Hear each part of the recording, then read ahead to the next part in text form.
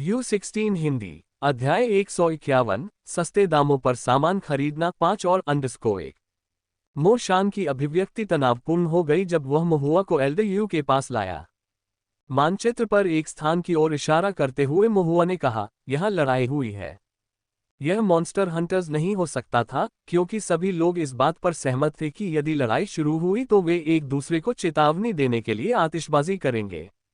इसके अलावा ये भी एक छोटी सी संभावना थी कि यह उतार चढ़ाव राक्षस जानवरों के एक दूसरे से लड़ने के कारण था। अधिक संभावना यह है कि यह एक कियान परिवार का साधक था जिसने राक्षस जानवरों का सामना किया था और इसलिए युद्ध में शामिल हुआ था। खैर, वहां जाकर जांच करना जरूरी था। एल्डर यू ने सीधे कहा, सब लोग इकट्ठा हो जाओ, हम बाहर जा रहे हैं।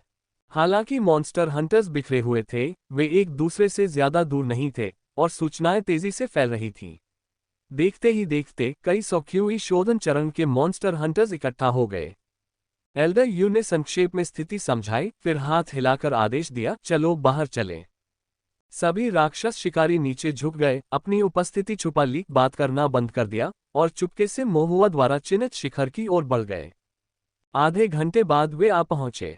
यह एक छोटा, वीरान और दुर्गम पहाड़ था जहां बहुत कम लोग आते थे। चूंकि यहाँ बहुत कम लोग आते थे, इसलिए मॉन्स्टर हंटर्स इसका नाम रखने से कतराते थे और आमतौर पर इसे नामहीन चोटी कहते थे। समूह ने पेड़ों के बीच बिखरे हुए पत्थरों पर राक्षस जानवरों के अवशेष और खून के धब्बे खोजे। मो शान पास आया, अपने हाथ से खून के धब्बे पोंछे और कहा, एक कल्टीवेटर ने इसे मार डाला, लेकिन तकनीक अपरिष्कृत थी, ये किसी मॉन्स्टर हंटर का काम नहीं था। एल्डर यू की आंखें तेज हो गईं जब उन्होंने अपनी दिव्य इंद्रिय को मुक्त किया। महुआ को केवल हल्की सी लहर का एहसास हुआ, जिसके बाद उसकी सारी समझ खत्म हो गई।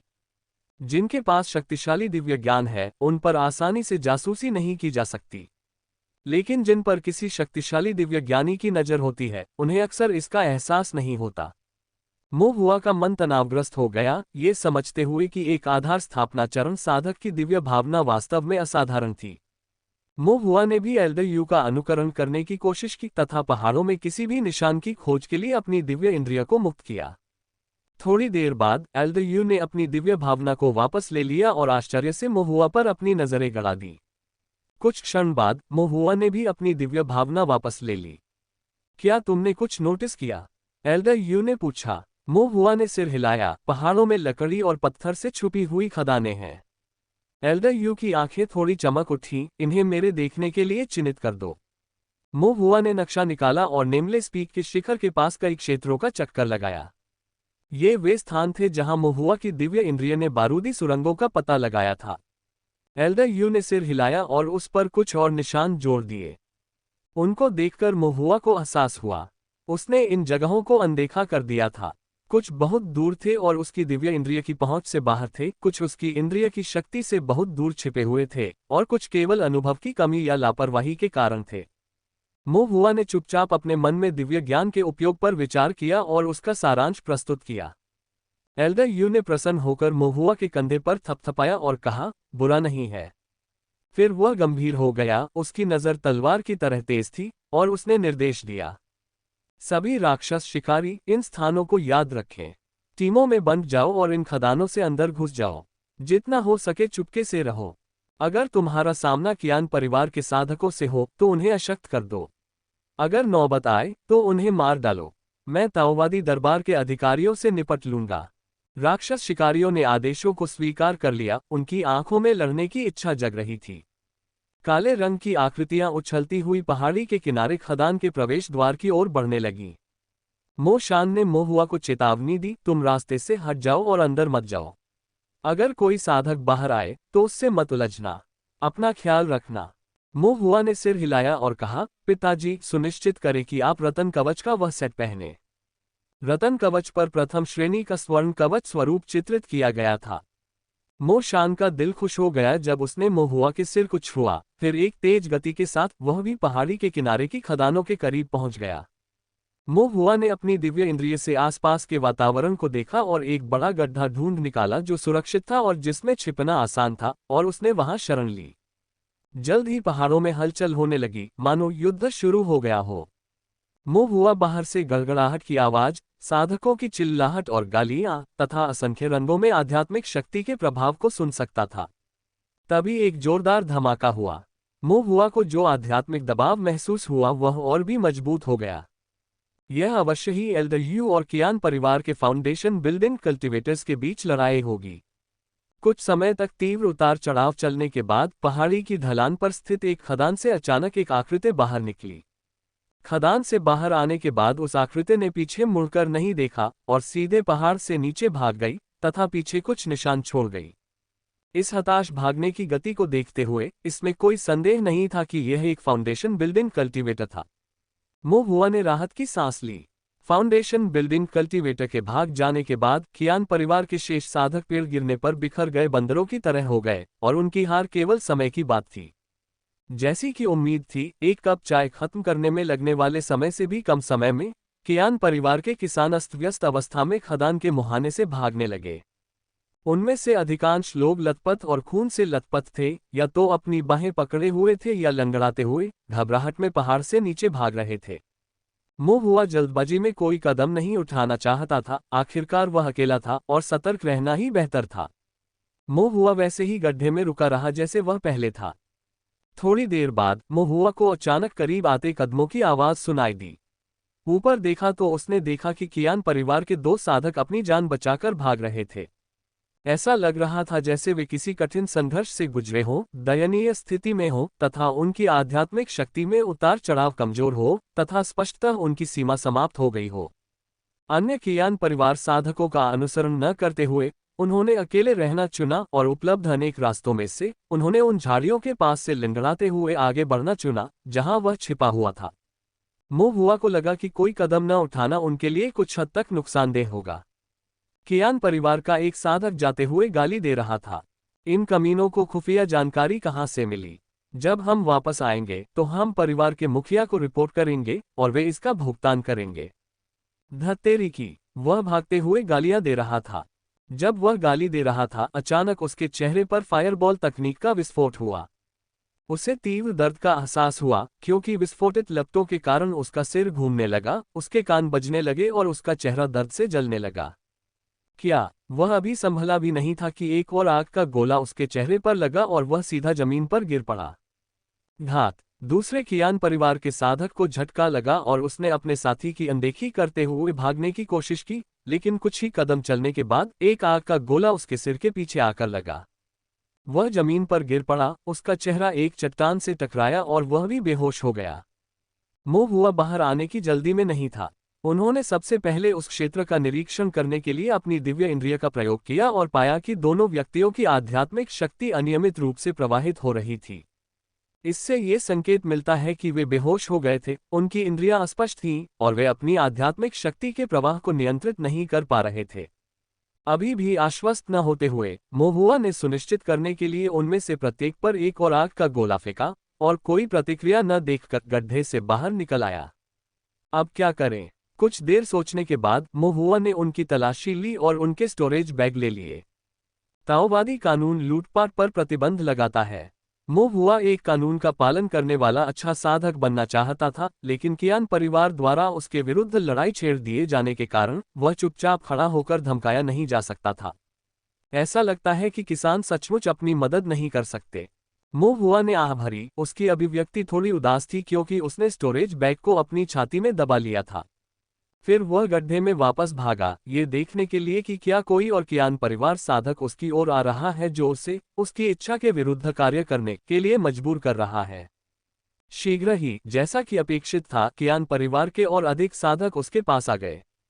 यदि बहुत सारे थे तो मोहुआ ने उन्हें जाने दिया। यदि कुछ लोग थे तो मोहुआ ने पहले जैसा ही किया। जब भोर हो रही थी और खदान के अंदर लड़ाई खत्म होने वाली थी, मोहुआ की छाती पहले से ही उभरी हुई थी। युद्ध समाप्त होने के बाद मॉन्स्टर हंटर्स युद्ध क्षेत्र को साफ कर रहे थे। घायल मॉन्स्टर हंटर्स को उपचार मिलेगा। कियान परिवार के साधकों से उनके भंडारण बैग और आध्यात्मिक कलाकृतियां छीन ली जाती थीं, फिर उन्हें बाहर फेंक दिया जाता था। उनका जीवित रहना या मर जाना इस बात पर निर्भर करता था कि कियान परिवार उन्हें बचाने के लिए तैयार था या नहीं। इसके अलावा युद्ध में जब्त की गई सारी लूट को जमा करना पड़ता था, समान रूप से वर्गीकृत करना पड़ता था और फिर किसानों की योग्यता और आवश्यकताओं के अनुसार वितरित करना पड़ता था। खदान के अंदर एल्डर यू को बैठने के लिए एक बड़ी चट्टान मिली। राक्षस शिकारी एक के बाद एक आए और पकड़े गए भंडारण बैगों को एल्डर यू को सौंप दिया। महुआ अपने हाथों में भंडारण बैग भरकर उन्हें सौंपने के लिए तैयार होकर एल्डर यू के पास गया। एल्डर यू आश्चर्यचकित हो गए, आप क्या कर रहे हैं? उन्हें सौंपते हुए महुआ ने जवाब दिया। एल्डर यू ने उसे हल्की सी घूर कर देखा, बच्चे तुम इस हंगामे में क्यों शामिल हो रहे हो? इन्हें अपने पास रखो और खुद मजे करो। ओह, महुआ एक तरफ बैठ गया। थोड़ी देर बाद एल्डर यू अभी भी अपनी जिज्ञासा को रोक नहीं सके और पूछा, तुम्हें ये सारे स्टोरेज बैग कहाँ से मिले? महुआ ने कुछ झेपते हुए जवाब दिया, मैंने उन्हें पहाड़ से नीचे उठाया था। उन्हें चुना। हाँ, महुआ ने समझाया, अगर कियान परिवार का कोई साधक भाग गया और अकेला रह गया तो मैं उन्हें नीचे उतार दूंगा और फिर उनका स्टोरेज बैग ले लूंगा। एल्डर यू ने घूर कर सोचा कि आखिर तुम किस बारे में बात कर रहे हो। भले ही कियान परिवार का कोई साधक अकेला हो, वे वास्तविक रूप से अंतिम चरण के चिशोधन साधक थे। आप, एक किशोर, उन्हें कैसे हरा सकते हैं? और आप इसके बारे में इतने हल्के ढंग से बात करते हैं जैसे कि यह कैंडीड नागफनी खाने जितना सरल है। एल्डर यू ने भौहें चढ़ाई और फिर पूछा, क्या तुमने कोई मंत्र सीखा है? हाँ, मैंने फायरबॉल तकनीक सीखी है, महुआ ने कहा। ओह, एल्डर यू ने सिर हिलाते हुए उत्तर दिया, मानो ये बात अधिक समझ में आती हो। लेकिन फिर उसकी भौहें फिर से सिकुड़ गईं। ये सही नहीं है, फायरबॉल तकनीक दुश्मन को खत्म करने में उतनी प्रभावी नहीं है। जादू करने के लिए क्यूई को संघनित करना जरूरी है। अगर इसका अभ्यास ठीक से नहीं किया गया तो यह सवाल बना रहेगा कि आप किसी पर वार कर पाएंगे या नहीं। एल्डर यू और अधिक पूछना चाहते थे, लेकिन अन्य मॉन्स्टर हंटर्स अपने स्टोरेज बैग जमा करने के लिए आ गए थे, इसलिए उन्हें पूछने का मौका नहीं मिला। बड़े यू, क्या मुझे सचमुच ये जमा नहीं करने चाहिए? महुआ ने चुपके से पूछा। जो चीजें तुमने खदानों के बाहर से उठाई वे तुम्हारी अपनी कुशलता मानी जाएंगी। वैसे हम इतने बेताब भी नहीं हैं कि किसी बच्चे का सामान छीन ले, एल्डर यू ने जवाब दिया। धन्यवाद एल्डर यू, महुआ ने कृतज्ञतापूर्वक स्वीकार किया। बाद में जब खदान अच्छी तरह से व्यवस्थित हो गई तो एल्डर यू ने लोगों को इसकी सुरक्षा के लिए नियुक्त किया और फिर घायल मॉन्स्टर हंटर्स को स्वास्थ्य लाभ के लिए वापस जाने की अनुमति दी। मो शान भी वापस चला गया, लेकिन उसे कोई चोट नहीं आई। स्वर्ण कवच संरचना से सुसज्जित रतन कवच पहने हुए राक्षस जानवर भी उसे भेद नहीं पाए। साधारण क्यूई शोधन साधकों की तलवारें और चाकू तो दूर की बात है। उसे महुआ को घर वापस ले जाना था क्योंकि महुआ को अब भारी माना जाता था। घर पहुंचने के बाद महुआ ने दरवाजा बंद कर दिया, अपने पास रखे स्टोरेज बैग मेज पर फेंक दिए और फिर उन्हें एक एक करके खोलना शुरू कर दिया। मो शान ने देखा, उसकी अभिव्यक्ति कुछ जटिल थी। उन्हें नहीं पता था कि उनका बेटा अवसरों को उठाकर इतने सारे भंडारण बैग कैसे इकट्ठा कर लेता है। वहां लगभग 1 दर्जन भंडारण बैग थे और उनमें विभिन्न प्रकार की वस्तुएं थीं। आमतौर पर इनमें आत्मा पत्थर, आध्यात्मिक कलाकृतियां, गोलियां, ताओवादी वस्त्र तथा अन्य कम मूल्य की विविध वस्तुएं शामिल होती थीं। इसके अलावा कुछ भड़कीले रंगों वाली पुस्तिकाएं भी थीं, जिनमें चुलबुली महिला साधकों को अजीब गतिविधियों में लिप्त दिखाया गया था। महुआ ने अभी उन्हें खोला ही था कि उसे गौर से देखने का मौका भी नहीं मिला था कि मो शान ने उन्हें जब्त कर लिया। महुआ को थोड़ा अफसोस हुआ, मुझे आश्चर्य है कि वास्तव में वहां क्या चित्रित किया गया था। लगभग 1 दर्जन भंडारण बैगों का तुरंत हिसाब लगाया गया। अकेले आत्मा पत्थरों की संख्या 3 से 400 थी तथा कुछ अप्रसंस्कृत आध्यात्मिक खान पत्थरों, गोलियों और आध्यात्मिक कलाकृतियों के साथ यह अनुमान लगाया गया था कि उनका कुल मूल्य 5 से 600 आत्मा पत्थरों के बराबर हो सकता है। 500-600 स्पिरिट स्टोन। महुआ हैरान हुए बिना नहीं रह सका। इसमें कोई आश्चर्य नहीं कि लोग अक्सर कहते हैं, रात में चरने के बिना घोड़े मोटे नहीं हो सकते, लोग अचानक धन अर्जित किए बिना अमीर नहीं बन सकते। हालांकि यदि संभव हो तो ऐसे लेन देन में शामिल न होना ही बेहतर है। महुआ अभी भी एक कानून का पालन करने वाला अच्छा किसान बनना चाहता था। ऐसा तब तक होता जब तक कि उसका सामना कियान परिवार के मूर्ख गुंडों से न हो जाए जो इतने बुरे और मूर्ख थे कि सीधे उसके हाथों में पड़ गए। भंडारण थैलों में रखे सभी आत्मिक पत्थर मोशान ने महुआ को दे दिए ताकि वह साधना कर सके और संरचनाओं के बारे में सीख सके। बाकी चीजें जैसे आध्यात्मिक कलाकृतियां, गोलियां, ताओवादी वस्त्र और रतन कवच मोशान ने अपने लिए ले लिए। कियान परिवार को बहुत बड़ा झटका लगा था और वे निश्चित रूप से चीजों को ऐसे ही नहीं जाने देंगे। अब से यह उम्मीद की जा रही थी कि उन्हें कियान परिवार से एक भयंकर पलटवार का सामना करना पड़ेगा। ये आध्यात्मिक कलाकृतियां और गोलियां बहुत काम की होंगी। हालांकि इससे पहले कि कियान परिवार जवाबी कार्रवाई कर पाता, ताओवादी न्यायालय ने पहले ही दस्तक दे दी। आखिरकार मॉन्स्टर हंटर और कियान परिवार के बीच संघर्ष में अनगिनत लोग हताहत हुए थे। नैतिक और तार्किक रूप से ताओवादी दरबार उदासीन नहीं रह सकता था। ताओवादी न्यायालय के दरबारी नेता ने व्यक्तिगत रूप से एल्डर यू की खोज की। मो हुआ ने इसके बारे में सुना और अपने पिता के साथ शोरगुल में शामिल हो गया। एल्डर यू और दरबारी नेता कमरे में काफी देर तक बातें करते रहे। किसी को पता नहीं चला कि उन्होंने क्या बातचीत की, लेकिन जब वे बाहर आए तो दोनों के हाव भाव अच्छे नहीं थे। ऐसा लग रहा था कि वे खराब रिश्तों के कारण अलग हुए। उन्होंने किस बारे में बात की? मो हुआ बहुत उत्सुक था, लेकिन वह जानता था कि अगर उसने पूछा तो एल्डर यू उसे निश्चित रूप से नहीं बताएंगे। तभी उसकी नज़र झांग लैन पर पड़ी, जो दरबारी नेता के पीछे पीछे आ रही थी। झांग लैन ताओवादी न्यायालय के एक कैनन थे जो एक महत्वपूर्ण पद पर थे, और एक कबीले के सदस्य के रूप में ऐसे महत्वपूर्ण मामलों में उनकी उपस्थिति अपेक्षित थी। जैसे ही झांग लैन चल रहा था, उसने महसूस किया कि कोई उसकी ओर देख रहा है। उसने अपना सिर घुमाकर देखा तो उसे यकीन हो गया कि वह मो हुआ था। मो हुआ ने उसकी ओर आंख मारी। झांग लैन ने मन ही मन आह भरी, कुछ न देखने का नाटक किया और चली गई।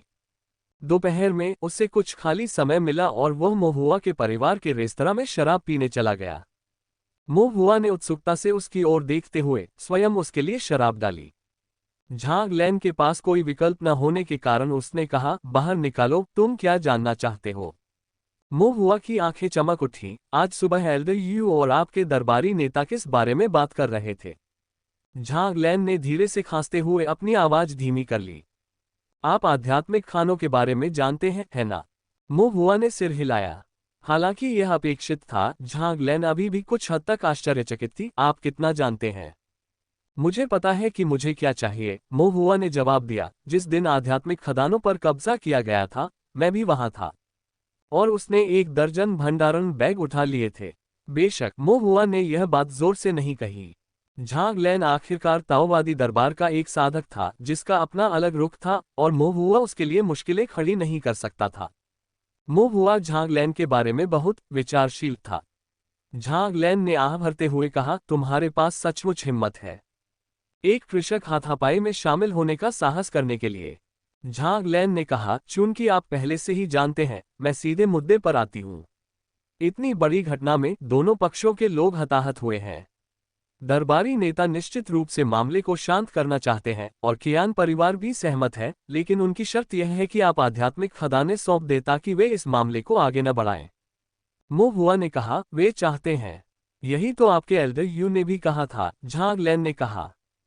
स्वाभाविक रूप से ऐसा कहते हुए उसने बहुत सारी अभद्र भाषा भी इस्तेमाल की। कुछ भाषा तो इतनी भद्दी थी कि झांग लैन ने उसके बारे में कभी सुना भी नहीं था। झांग लैन ने कई नींव निर्माण साधकों को देखा था, और यद्यपि एल्डर यू साधना में सर्वोच्च नहीं थे, फिर भी जब बात गाली देने की आती थी तो वे निश्चित रूप से सबसे उग्र थे। आगे क्या होगा? मो हुआ ने पूछा। झांग लैन ने आह भरी, अब ज्यादा कुछ नहीं किया जा सकता। इस समय ताओवादी न्यायालय अब हस्तक्षेप नहीं कर सकता। मो हुआ हैरान दिख रहा था। क्या इसका मतलब यह है कि ताओवादी न्यायालय सचमुच इतना शक्तिहीन है? झांग लैन ने असहाय होकर समझाया, ताओवादी दरबार में केवल कुछ ही साधक हैं।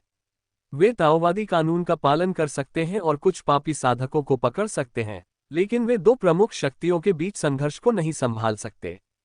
झांग लैन ने आगे कहा, कम से कम तोंगशियान शहर का ताओवादी न्यायालय तो इसे संभाल नहीं सकता। वे केवल मध्यस्थता कर सकते हैं और सभी से सामान्य नियमों का पालन करने के लिए कह सकते हैं। मो हुआ ने पूछा, सामान्य नियम क्या है? झांग लैन की अभिव्यक्ति और अधिक गंभीर हो गई जब उसने धीरे से कहा, इसका मतलब है नामहीन चोटी को सीमा मानना। नामहीन चोटी के बाहर आप बिना वजह हत्या नहीं कर सकते, लेकिन नामहीन चोटी पर आप जिससे भी लड़ना चाहें लड़ सकते हैं, जिसे भी मारना चाहें मार सकते हैं, जब तक कि दोनों पक्षों का मन न भर जाए। वहां हुई मौतों के बारे में आपके अलावा किसी और को पता नहीं चलेगा। ताओवादी न्यायालय इस पर आंखें मूंद लेगा और इसकी सूचना न्यायालय को नहीं दी जाएगी। हिंसक और बर्बर। ये सुनकर मोहुआ की निगाहें भी तेज हो गईं। कहने का तात्पर्य यह है कि असली लड़ाई अब से ही शुरू होगी। आध्यात्मिक खदानों में भारी रुचि को देखते हुए जब ताओवादी दरबार की मध्यस्थता विफल हो गई तो सामान्य नियमों का पालन करने के अलावा कोई विकल्प नहीं बचा। कियान परिवार और मॉन्स्टर हंटर्स के बीच नामहीन शिखर आध्यात्मिक खदान में भीषण युद्ध हुआ। जो भी जीतेगा उसे आध्यात्मिक खदान पर नियंत्रण मिलेगा। कियान परिवार अब आक्रामक था जबकि मॉन्स्टर हंटर्स बचाव की मुद्रा में थे। मॉन्स्टर हंटर्स के बीच का माहौल धीरे धीरे अधिक तनावपूर्ण हो गया था। एल्डर यू ने आदेश दिया कि सभी मॉन्स्टर हंटर्स को निकट भविष्य में बिग ब्लैक माउंटेन में राक्षसों का शिकार करने से मना किया गया था और उन्होंने अधिकांश मॉन्स्टर हंटर्स को इकट्ठा किया जो क्यूई शोधन के 7वें और 9वें स्तर के बीच थे, नामलेस पीक पर खदान सुरंगों की रक्षा करने के लिए। एक ओर मॉन्स्टर हंटर्स कियान परिवार के आसन हमले की तैयारी कर रहे थे और दूसरी ओर वे आध्यात्मिक खदान के निष्कर्षण में तेजी लाने के लिए काम कर रहे थे। आध्यात्मिक खानों पर पकड़ बनाए रखना सबसे अच्छा होगा, लेकिन कियान परिवार के विशाल प्रभाव और असंख्य साधकों के कारण यह अनिश्चित था कि क्या मॉन्स्टर हंटर्स अंत तक टिक पाएंगे। चूंकि यह ज्ञात नहीं था कि आध्यात्मिक खदान कब गिरेगी, इसलिए विचार यह था कि ऐसा होने से पहले ही अधिक से अधिक आत्मिक पत्थरों को निकाल लिया जाए। अंतिम चरण के क्यूई शोधन अभ्यासियों को आध्यात्मिक खदान में प्रवेश करना था और क्यूई शोधन के 9वें स्तर पर होने के कारण मोशान कोई अपवाद नहीं था। मोहुआ भी अंदर जाना चाहता था, लेकिन मोशान ने इसकी अनुमति नहीं दी और न ही एल्डर यू सहमत हुए। इससे पहले आध्यात्मिक खदान पर कब्जे के दौरान मोहुआ बाहर की ओर था जहां छिपने के लिए चट्टानें और पेड़ थे। खतरे की स्थिति में यदि स्थिति गंभीर हो जाती तो भागने का मौका था। अब खदान सुरंग के अंदर वस्तुतः भागने के लिए कोई जगह नहीं थी। यदि कियान परिवार के साधक घुस आते और हाथापाई शुरू हो जाती, तलवारें, दिव्य ज्ञान और आध्यात्मिक शक्ति अराजक रूप से उड़ती हुई, तो कोई भी मोहुआ की सुरक्षा की गारंटी नहीं दे सकता था। इसलिए एल्डर यू शुरू में क्यूई शोधन के 6ठे स्तर पर एक छोटे साधक मोहुआ को आध्यात्मिक खदान के अंदर रहने की अनुमति नहीं देने के बारे में अड़े हुए थे। ऐसा तब तक था जब तक मोहुआ ने ड्राइंग फॉर्मेशन द्वारा मदद की पेशकश नहीं की। मैं स्वर्ण कवच संरचना बना सकता हूं, इसका उपयोग क्यूई शोधन के अंतिम चरण में भी किया जा सकता है, मोहुआ ने कहा। यह सुनकर एल्डर यू मुश्किल से मना कर सके। किसानों के बीच बड़े पैमाने पर लड़ाई में संरचनाओं की प्रभावशीलता काफी स्पष्ट हो जाती है। इसके अलावा ये golden armour formation iron armour formation से कहीं ज्यादा शक्तिशाली लग रहा था। गोल्डन आर्मर फॉर्मेशन के सुदृढ़ीकरण के साथ खदान सुरंगों पर कब्जा करने की संभावना काफी बढ़ जाएगी। भले ही वे अंत में इसे रोक न सकें, लेकिन वे कम से कम अपरिहार्य को लंबे समय तक विलंबित कर सकते हैं। इस प्रकार अधिक आत्मा पत्थरों को इकट्ठा कर सकते हैं। यह एक आध्यात्मिक खदान थी। आखिरकार एक छोटी सी खदान भी कई ढीले साधकों के जीवन यापन के खर्च को लंबे समय तक पूरा कर सकती थी। एल्डर यू को प्रलोभन हुआ। कई मॉन्स्टर हंटर्स ने भी एल्डर यू के सामने गोल्डन आर्मर फॉर्मेशन की प्रशंसा की और बताया कि कैसे मोशान ने मॉन्स्टर हंटिंग के दौरान कुई वुडवुल्फ का सामना किया था और वह चोट से बच गया था क्योंकि उसका रतन कवच गोल्डन आर्मर फॉर्मेशन से रंगा हुआ था। एक आह भरते हुए मोशान ने अनिच्छा से स्वर्ण कवच संरचना से चित्रित रतन कवच को बाहर निकाला। एल्डर यू ने उसे ध्यान से देखा और कवच की सुरक्षा का परीक्षण किया। उनकी आंखें स्वीकृति से चमक उठीं। उन्होंने तुरंत मोहुआ को वहीं रहने देने का फैसला किया। इस प्रकार मोहुआ आध्यात्मिक खदान के अंदर ही रहा।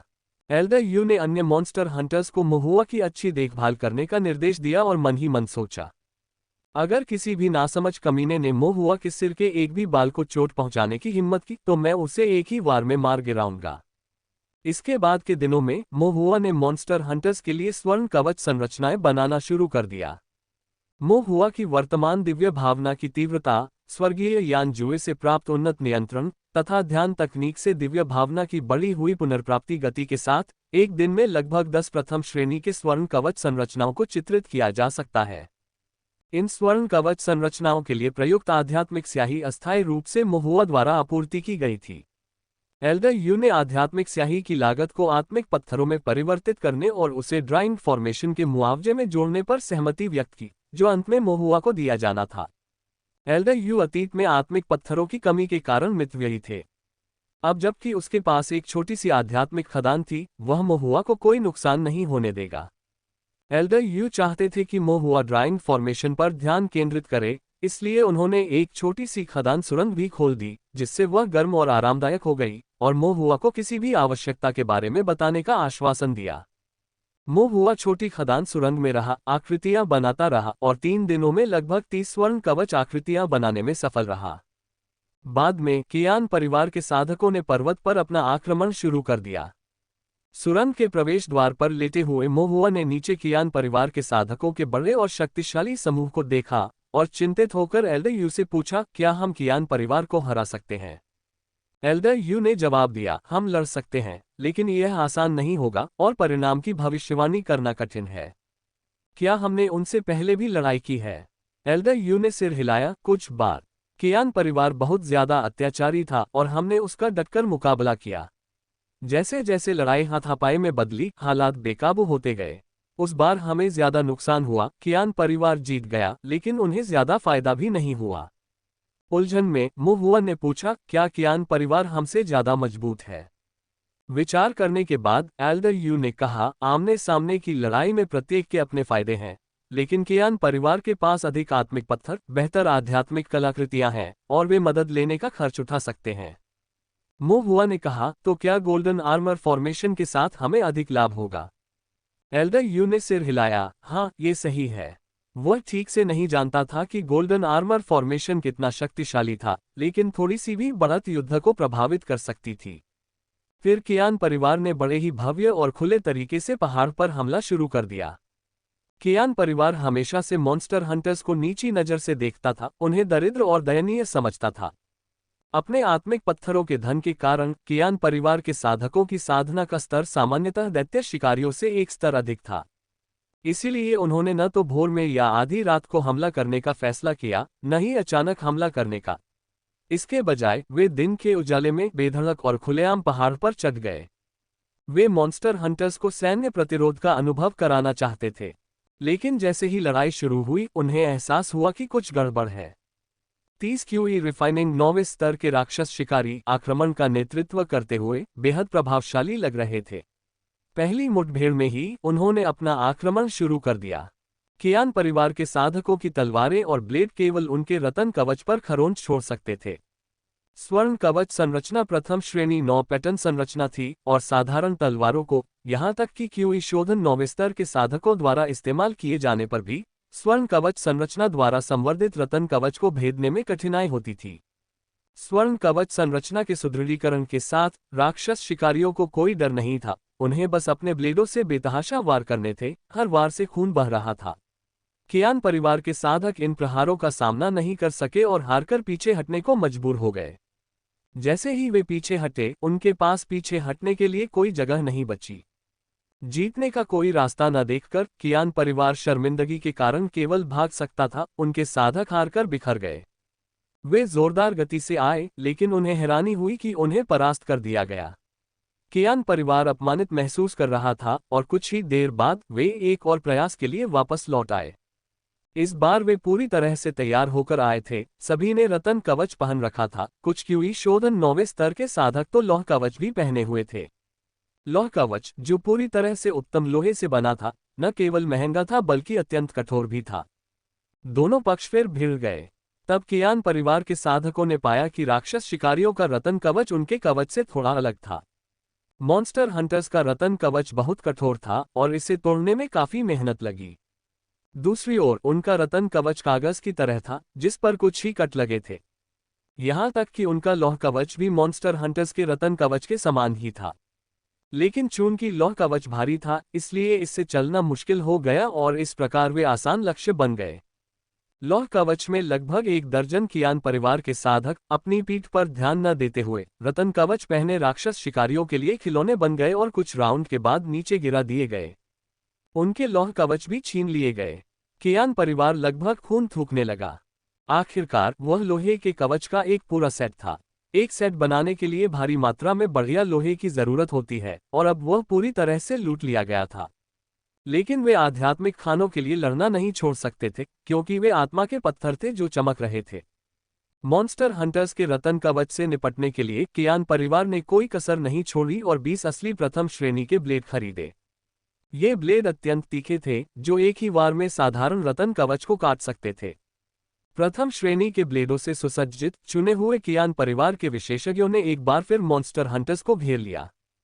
प्रथम श्रेणी के ब्लेड वास्तव में प्रभावी साबित हुए, एक ही वार से रतन कवच को काटने में सक्षम थे और 2 या 3 वार से कवच लगभग पूरी तरह से टूट जाता था। लेकिन फिर कियान परिवार को जल्द ही एक और भी बड़ी समस्या का पता चला। रतन कवच पहनने वाले राक्षस शिकारियों की संख्या बढ़ रही थी। पहले इनकी संख्या केवल 30 थी, फिर प्रत्येक दिन और अधिक आया, प्रत्येक दिन और अधिक, अब तक लगभग हर मॉन्स्टर हंटर उस परेशानी वाले रतन कवच को पहन रहा था। हर किसी के पास एक था। कियान परिवार के साधकों को अपने सिर में झुनझुनी महसूस हुई। उनके पास केवल 20 ब्लेड थे, फिर भी रतन कवच के 200 से ज्यादा सेटों से मुकाबला करना था। वे इससे कैसे लड़ेंगे? और फिर आश्चर्य की बात नहीं, वे पुनः पराजित हो गए। लगातार हार के कारण कियान परिवार के साधकों का मनोबल टूट गया, जिससे उन्हें अपना आक्रमण रोकना पड़ा और अपनी सांस संभालनी पड़ी। एल्डर यू उम्मीद से कहीं अधिक खुश थे। स्वर्ण कवच संरचना का प्रभाव उसकी अपेक्षा कहीं अधिक प्रबल था। उन्होंने एक भीषण युद्ध की आशंका जताई थी, जिसमें यदि वे विजयी भी हो जाते तो भी हताहतों की संख्या काफी अधिक होती। लेकिन अप्रत्याशित रूप से न केवल वे जीत गए, बल्कि उन्होंने आसानी से जीत हासिल की और मॉन्स्टर हंटर्स को बहुत कम हताहतों का सामना करना पड़ा। इससे एल्डर यू ने राहत की सांस ली। फिर वह थोड़ा हैरान हुए और मोहुआ से पूछा, यह स्वर्ण कवच संरचना इतनी मजबूत कैसे है? यह इतना कठोर था कि प्रथम श्रेणी के ब्लेड को इसे तोड़ने के लिए कई वार करने पड़ते थे। उन्होंने जो कवच पहना हुआ था वह साधारण रतन कवच था, न कि उत्तम लोहे से बना प्रथम श्रेणी का लौह कवच। मोहुआ ने ऐसे जवाब दिया जैसे ये स्पष्ट हो, क्योंकि गोल्डन आर्मर फॉर्मेशन एक प्रथम श्रेणी की फॉर्मेशन विधि है। एक प्रथम श्रेणी की प्रशिक्षण पद्धति, एल्डर यू ने समझते हुए सिर हिलाया। कोई आश्चर्य नहीं। प्रथम श्रेणी की निर्माण पद्धति, यह मजबूत कैसे नहीं हो सकती? तभी एल्डर यू को अचानक एहसास हुआ, उनका दिल तेजी से धड़कने लगा। प्रथम श्रेणी। एल्डर यू ने मूल रूप से सोचा था कि golden armour formation iron armour formation से कुछ अधिक मजबूत होगा, लेकिन उन्होंने यह उम्मीद नहीं की थी कि यह इतना अधिक मजबूत होगा। यह सीधे प्रथम श्रेणी के स्तर पर था। जब उन्होंने मोहुआ से पहले संरचना बनाने को कहा था, तो क्या ये सिर्फ 6 संरचना पैटर्न नहीं थे? तब से अब तक कितना समय बीत चुका था और अब वह प्रथम श्रेणी की निर्माण विधि बना सकता था? एल्डर यू ने एक अनावश्यक प्रश्न पूछने से पहले काफी देर तक हिचकिचाहट दिखाए। क्या ये वास्तव में प्रथम श्रेणी की निर्माण पद्धति है? मोहुआ को लगा कि एल्डर यू थोड़ा अजीब व्यवहार कर रहे हैं, इसलिए उन्होंने हाल ही में पूरा किया गया गोल्डन आर्मर फॉर्मेशन निकाला और एल्डर यू को देखने के लिए गिनती की। 1 2 3 9। ठीक है, कुल 9 गठन पैटर्न। एल्डर यू ने पहले कभी भी स्वर्ण कवच संरचना को ध्यान से नहीं देखा था और अब वो पलक झपकाने की हिम्मत नहीं कर पा रहा था, उन्हें एक एक करके गिन रहा था। वास्तव में 9 गठन पैटर्न थे। 9 पैटर्न प्रथम श्रेणी के लिए योग्य थे। रतन कवच पकड़े हुए एल्डर यू का हाथ थोड़ा कांप रहा था, उनका हृदय अविश्वास से भर गया। तो क्या अब आप प्रथम श्रेणी के फॉर्मेशन मास्टर नहीं हैं? एक प्रथम श्रेणी का गठन मास्टर? आह, कितने वर्षों से इन लापरवाह साधकों, इन बेचारे मॉन्स्टर हंटर्स के पास नियमित फॉर्मेशन मास्टर तक नहीं था, और अब एक प्रथम श्रेणी का प्रशिक्षण मास्टर सामने आया था। मोहुआ को थोड़ी शर्मिंदगी महसूस हुई और उन्होंने विनम्रता से कहा, बात बस इतनी है कि मैं प्रथम श्रेणी की निर्माण विधि बना सकता हूं, अभी मेरी गिनती प्रथम श्रेणी की निर्माण विधि में नहीं होती। प्रथम श्रेणी के निर्माण गुरु माने जाने के लिए मुझे ताओवादी दरबार के मूल्यांकन में उत्तीर्ण होना होगा। एल्डर यू ने राहत की सांस ली। तो यह ऐसा ही है, केवल प्रथम श्रेणी की निर्माण विधि ही बना सकते हैं। एल्डर यू ने फिर इस पर थोड़ा और विचार किया। केवल प्रथम श्रेणी की निर्माण विधि ही बना पाए? बस। क्या प्रथम श्रेणी की निर्माण विधि को चित्रित करना, बस इतना ही कहा जा सकता है? एल्डर यू की अभिव्यक्ति जटिल थी। मोहुआ अब कितने साल का हो गया है और वह पहले से ही प्रथम श्रेणी की आकृतियां बनाने में सक्षम है। भविष्य में क्या होगा? दूसरी कक्षा या तीसरी कक्षा? एल्डर यू को खुद को शांत करने में काफी समय लगा। उन्होंने शांत होने का नाटक किया, मोहुआ की कई बार प्रशंसा की और उसे अच्छी तरह से आकृतियां बनाते रहने की सलाह दी। इसके बाद उन्होंने यू चेंगई, मोशान और कई अन्य राक्षस शिकारियों को इकट्ठा किया जो ची साधना के 9वें स्तर पर थे। हमें ये सुनिश्चित करना होगा कि इस बच्चे मोहुआ के साथ कुछ भी अप्रिय न हो। बाकी लोगों ने एक दूसरे की ओर देखा और यू चेंगई ने कहा, पिताजी, हम समझते हैं, हम उसकी देखभाल करेंगे। नहीं, तुम नहीं समझोगे। एल्डर यू ने अपना सिर हिलाया और कहा, मो हुआ अब जो आकृतियां बना रहा है वे पहले से ही प्रथम श्रेणी के स्तर की हैं। यू चेंगई और मो शान हैरान थे। यू चेंगई ने मो शान की ओर देखा और कहने से खुद को रोक नहीं पाए, हमारा आश्चर्यचकित होना ठीक है, लेकिन आप, उसके पिता, आप भी इतने आश्चर्यचकित क्यों दिख रहे हैं? मो शान ने असहाय होकर उत्तर दिया, मुझे भी अभी पता चला। यू चेंगई को समझ नहीं आ रहा था कि क्या कहे। मो शान ने कहा, मैं केवल इतना जानता हूं कि उन्होंने मुझे एक संरचना बनाने में मदद की। क्या तुम उससे नहीं पूछते? यह मेरे बेटे की ओर से एक उपहार था, मैं इतना खुश था कि पूछने के बारे में सोच भी नहीं सकता था। एल्डर यू ने कहा, हम कियान परिवार को इस बारे में पता नहीं चलने दे सकते। आप सभी को दूसरे मॉन्स्टर हंटर्स को बताना होगा, हमें संरचनाओं से जुड़ी इस बात को पूरी तरह गोपनीय रखना होगा। उन सभी ने सिर हिलाया, लेकिन उनके दिल अभी भी लंबे समय तक अशांत और बेचैन रहे। मो हुआ, जो आकृतियां बनाने में ध्यान लगा रहा था, ने अचानक देखा कि कोई उसे लगातार चुपचाप देख रहा है। मो हुआ ने भौहें चढ़ाई और अपनी दिव्य इंद्रिय मुक्त की, फिर दीवार के पार चिल्लाया, अंकल यू। यू चेंगई ने तुरंत दीवार के पीछे से अपना सिर बाहर निकाला, क्या हुआ? मो हुआ खुद को रोक नहीं सका और पूछा, अंकल यू, आप मुझे क्यों देख रहे हैं? यू चेंगई एक पल के लिए चौंक गई, तुम्हें कैसे पता चला? वह दीवार के पीछे इतनी अच्छी तरह छिपा हुआ था कि अपनी उपस्थिति भी छिपा रहा था। मेरी दिव्य भावना का एक झटका और मैं जानता था। यू चेंगई आश्चर्यचकित थी, आप ये पता लगा सकते हैं? मो हुआ ने सिर हिलाया। यू चेंगई की भौहें फड़क उठी और वह खुद से सोचने से खुद को नहीं रोक सका, आपकी दिव्य भावना थोड़ी अपमानजनक है ना?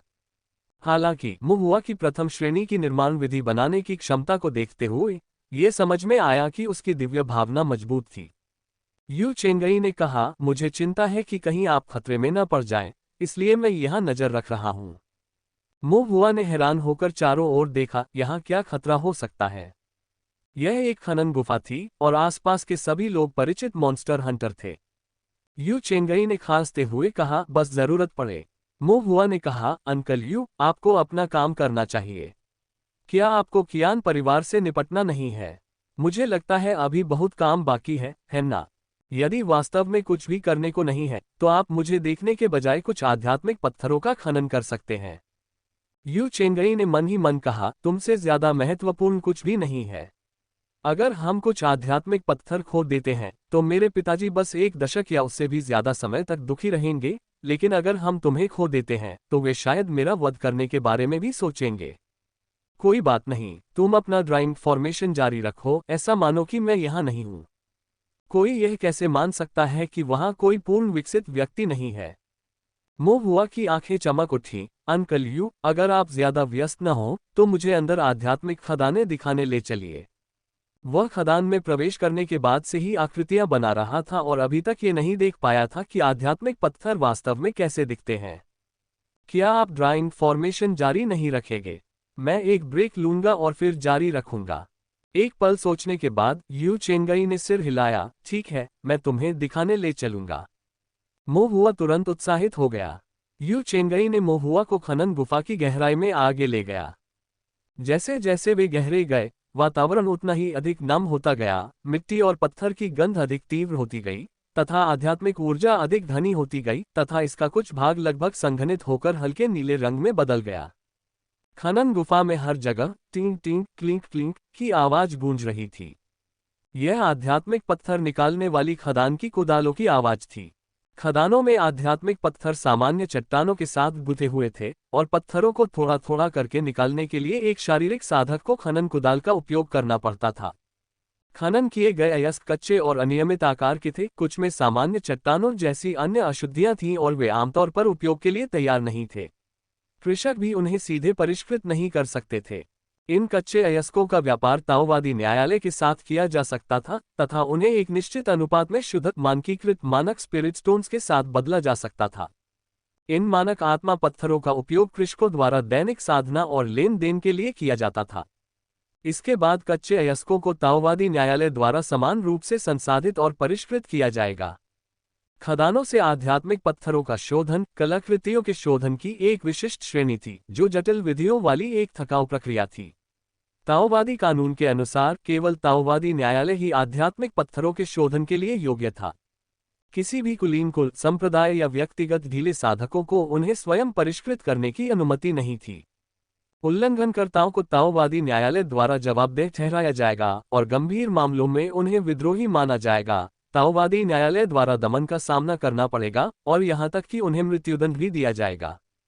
चलते समय यू चेंगई ने मोहुआ को ताओ साधना से संबंधित आध्यात्मिक खानों के बारे में जानकारी दी। मोहुआ को अचानक यह एहसास हुआ कि ताओवादी न्यायालय का आत्मा पत्थरों पर नियंत्रण बहुत सख्त था। कुलीन कुलों और संप्रदायों द्वारा नियंत्रित स्पिरिट खदानें ताओवादी न्यायालय की पहुंच से बाहर थीं, इसलिए न्यायालय को प्रमुख शक्तियों की निगरानी और संतुलन के लिए अंतिम स्पिरिट स्टोन शोधन प्रक्रियाओं को नियंत्रित करना पड़ा। आत्मा पत्थर एक साधक की जीवन रेखा थे। आत्मा पत्थरों को नियंत्रित करने का मतलब था पूरे ताओ साधना जगत को नियंत्रित करना। मोहुआ ने फिर पूछा, यहाँ इतनी समृद्ध आध्यात्मिक ऊर्जा के साथ क्या मैं सीधे साधना कर सकता हूँ? ऐसा नहीं चलेगा, यू चेंगई ने कहा। यहाँ आध्यात्मिक ऊर्जा समृद्ध प्रतीत होती है, लेकिन यह अशुद्ध है। नमी, मछली जैसी गंध और वर्षों से संचित विभिन्न प्रकार की गंदी और विविध चीजें मिश्रित है। प्रत्यक्ष साधना आसानी से समस्याओं का कारण बन सकती है। मोहुआ को पूरी तरह से समझ नहीं आया, नमी, मछली जैसी गंध, विविध क्यूई और गंदी क्यूई वास्तव में क्या है? यू चेंगई इस प्रश्न से अचंभित रह गई, ये सोचकर कि इस बच्चे के पास कई जटिल प्रश्न हैं। उन्होंने अपनी समझ के अनुसार याद करने और समझाने की पूरी कोशिश की। ताओ साधना में ची एक प्रकार की आधारभूत शक्ति के समान है। आध्यात्मिक ऊर्जा ची के सबसे शुद्ध प्रकारों में से एक है, जो स्रोत के सबसे निकट है और जिसे साधक बिना किसी विषाक्त या हानिकारक प्रभाव के अवशोषित कर सकते हैं। एक साधक की आध्यात्मिक शक्ति आध्यात्मिक ऊर्जा के शोधन से प्राप्त होती है। इसके अलावा ताओ साधना जगत में कई अन्य प्रकार की ची भी हैं। आमतौर पर ये ची मिश्रित, विकृत या यहाँ तक कि गंदी होती हैं। यदि कोई साधक इन्हें परिष्कृत करता है या यदि ये शरीर पर आक्रमण करती हैं, तो उसे अपने रक्त ची सागर या शिरोबिंदुओं से संबंधित सभी प्रकार की समस्याओं का सामना करना पड़ सकता है। जहां तक ज्यादा विशिष्ट विवरणों की बात है, मुझे ज्यादा जानकारी नहीं है। हालांकि भविष्य में आपको सावधान रहना चाहिए कि आप आध्यात्मिक ऊर्जा के अलावा किसी और ची को अवशोषित न करें, वरना आपको परेशानी का सामना करना पड़ेगा। मोहुआ ने चुपचाप ध्यान देते हुए बार बार सिर हिलाया। यह आध्यात्मिक खदान कितने आत्मा पत्थर पैदा कर सकती है? मोहुआ ने खदान सुरंगों के व्यापक नेटवर्क को देखा और उत्सुकता से पूछा। यू चेंगई ने कहा, यह आध्यात्मिक खदान बहुत बड़ी नहीं है। अगर इसका पूरा दोहन किया जाए तो मेरा अनुमान है कि यह लगभग 10 सालों तक तोंगशियान शहर के सभी राक्षस शिकारियों की जरूरतें पूरी कर सकती है। क्या इसे बहुत अधिक या थोड़ा माना जाएगा? यू चेंगई ने हंसते हुए कहा, यह कोई छोटी बात नहीं है। हर कोई लगभग 10 साल तक बेफिक्र जीवन का आनंद ले सकता है। लगभग 10 साल, ये वास्तव में कोई छोटा समय नहीं था, विशेषकर तब जब वह उस समय केवल 10 वर्ष का था। लेकिन किसानों के लिए 10 साल वास्तव में कुछ भी नहीं थे। जैसे समय उड़ता गया, मानो कोई सफेद घोड़ा किसी दरार से गुजर गया हो, कुछ किसानों के लिए 100 वर्ष एक उंगली के इशारे के समान थे। हम कैसे अच्छे समय को सभी के लिए और भी लंबे समय तक जारी रख सकते हैं? मोहुआ के चेहरे पर धीरे धीरे तनाव गहराता गया। आध्यात्मिक खदान से प्राप्त आत्मा पत्थर न केवल मॉन्स्टर हंटर्स को लगभग 10 वर्षों तक अच्छी तरह से जीवित रहने में मदद कर सकते हैं, बल्कि कियान परिवार को नई ऊंचाइयों तक भी पहुंचा सकते हैं। यदि वे आध्यात्मिक खदान पर अपना दावा कर लें और आत्मा पत्थरों की खुदाई कर लें, तो कियान परिवार और भी अधिक शक्ति प्राप्त कर सकता है। एक बार जब कियान परिवार ने अपने रसायन विद्या और शिल्पकला शोधन व्यवसायों का विस्तार किया, तो टोंगशियान शहर में व्यापार पर एकाधिकार कर लिया, तो सभी साधक कियान परिवार की सांस पर निर्भर हो गए। इसलिए वे संभवतः इस आध्यात्मिक खदान को नहीं छोड़ सकते थे। कुछ ही समय बाद कियान परिवार ने हमलों की दूसरी लहर शुरू कर दी। इस बार उन्होंने बलपूर्वक हमला नहीं किया, बल्कि मुख्य रूप से छिपकर हमला किया और उत्पीड़न किया। जैसे ही रात हुई और आकाश धुंधला हो गया, कियान परिवार के साधकों ने अचानक अपने हमले शुरू कर दिए। राक्षस शिकारियों पर घात लगाकर हमला किया गया, जिससे उन्हें भारी क्षति हुई, और जब वे जवाबी हमला करना चाहते थे, तो कियान परिवार ने पीछे हटने का संकेत दे दिया। ऐसा कई बार हुआ, लगातार उत्पीड़न होता रहा। घायल मॉन्स्टर हंटर्स की संख्या बढ़ती जा रही थी, और चूंकि उन्हें हर समय पूरी तरह से सतर्क रहने की आवश्यकता थी, इसलिए उनका मनोबल लगातार तनावग्रस्त था। सभी के चेहरे अप्रिय लग रहे थे। एल्डर यू मौन क्रोध से उबल रहे थे, फिर भी उनके पास समस्या का कोई अच्छा समाधान नहीं था। अब वे बचाव कर रहे थे, जबकि कियान परिवार हमला कर रहा था। वे निष्क्रिय थे, उन्हें कियान परिवार के अंतहीन उत्पीड़न का सामना करना पड़ रहा था, और एक बार जब वे पलटवार करते तो कियान परिवार अचानक तितर-बितर हो जाता, जिससे उन्हें निराशा महसूस होती, जैसे कि वे कपास पर मुक्का मार रहे हों। लेकिन आध्यात्मिक खदान के कारण वे यहाँ से नहीं जा सकते थे, और केवल कियान परिवार द्वारा जकड़े जाने और कड़वे कष्ट सहने के अलावा कुछ नहीं कर सकते थे। ऐसा प्रतीत होता है कि कियान परिवार उन्हें गर्म पानी में मेढक की तरह उबालकर मार डालना चाहता था। सभी राक्षस शिकारियों के चेहरों पर गंभीर भाव थे। मो हुआ भी थोड़ा परेशान था, और जब भी उसे मौका मिलता तो वह खदान के प्रवेश द्वार पर चला जाता और बाहर के उबड़-खाबड़ पहाड़ों को ध्यान से देखता रहता।